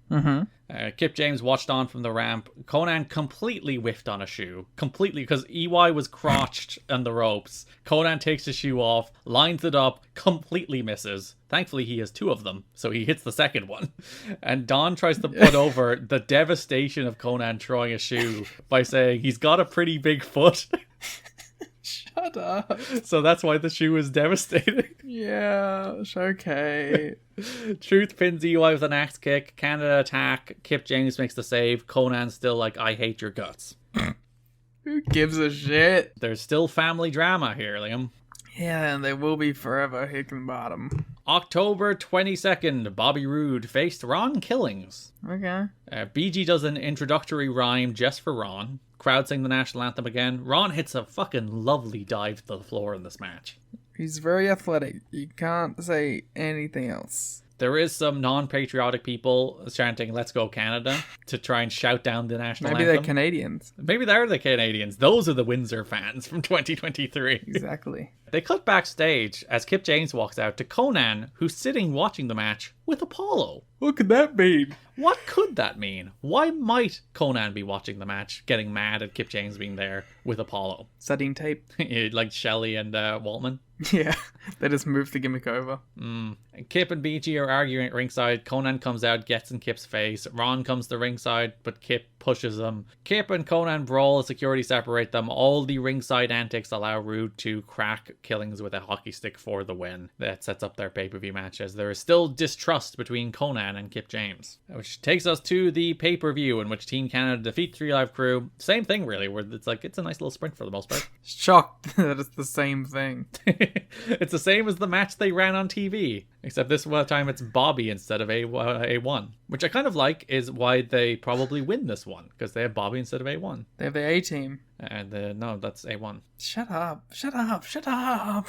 Eric Young jumps at the Team Canada pyro for the first time. Yeah, because he developed his personality in the funeral segment. And he's now a skittish, paranoid Eric Young who's afraid of everything, which is his character for a while, leading into Don't Fire Eric era. Perfect. Because Conan has such a big foot, he throws his shoe at EY in this match, and EY takes a full bump over the top rope. It's amazing. It's the best part of this shitty 2-star match. It is one of those things like, hell yeah, EY, take that bump for no reason. More distraction, rude hockey stick to the PG's skull. Usually it's a hockey stick to the back. This time they smash PG in the head with that damn hockey stick. That owns. He doesn't have brain cells to lose. Gives Team Canada the win. Team Canada attack after the match. Kip James makes the save, but Team Canada offer Kip the chance to attack Conan with a chair. But Kip saves Conan. What a swerve. The 3 Live crew celebrate together united, but Conan still looks a little bit skeptical of Kip. Could be the 4 Live crew. Oh, just you wait until... Is it the next paper or the one after that? Who knows? Or the one after that, or the one after that. Who knows? That is 3 Live Crew Family Drama. Thank God. That is October 2005. I liked the TV this month a lot, and the pay-per-view ended up being... Like, it wasn't the pay-per-view they obviously wanted to offer with having to change the main event and jumble around the card and add a gauntlet match that ended up sucking the life out of anybody's soul. And Styles and Daniels didn't hit in the level you'd expect. So, like, the pay-per-view probably wasn't on the level you would hope the pay-per-view to have been based on the TV. But the TV is much more watchable. There's big matches. There's meaningful main events. There is tremendous skits, which is the most important part. There's features on every episode introducing you to AJ and Daniels and Joe and the X Division and AMW and the Naturals and all these people. I think for a first month on Spike, the TV is like a home run success, both from a ratings perspective and like it's pretty darn watchable. And then the pay-per-views, it's not bad. It's pretty good for the most part, but it's not like a home run pay-per-view you would have wanted for the first of the Spike era. A good first impression for the company. Obviously, it worked because they like got way more people watching the show week after week. So we will be back with our next episode. I'm not even going to give a time frame based on a reason. That's like, I'm not going to make false promises, but we will be back eventually. We are a premium, you know? We're the special little treat you get every so often. Yeah. You know, if we got us every 2 weeks on time, would you really want us? We will try to make it a little closer to 2 weeks than the longer than a month it's been. Don't give him hope. But we'll be back with the Genesis episode and whenever we're back. Our next Patreon episode will be, we catch up on Rain Takers, as well as the next episode of Lucha Underground episode, covering episode 3 and 4 of that will be hitting your Patreon feed in the next week or so. Follow us on Twitter at TNA History Pod. Follow me on Twitter at Garrett Kidney. Follow Liam on Twitter at The Gleet Muda. You can subscribe to us on YouTube at You've Got to Be Kidding Me, as we're so close to making money on that damn thing. And follow us on TikTok at TNA History, where we have 30,000 followers and make no money on that thing. Thanks for listening, and bye-bye. Fucking, yeah.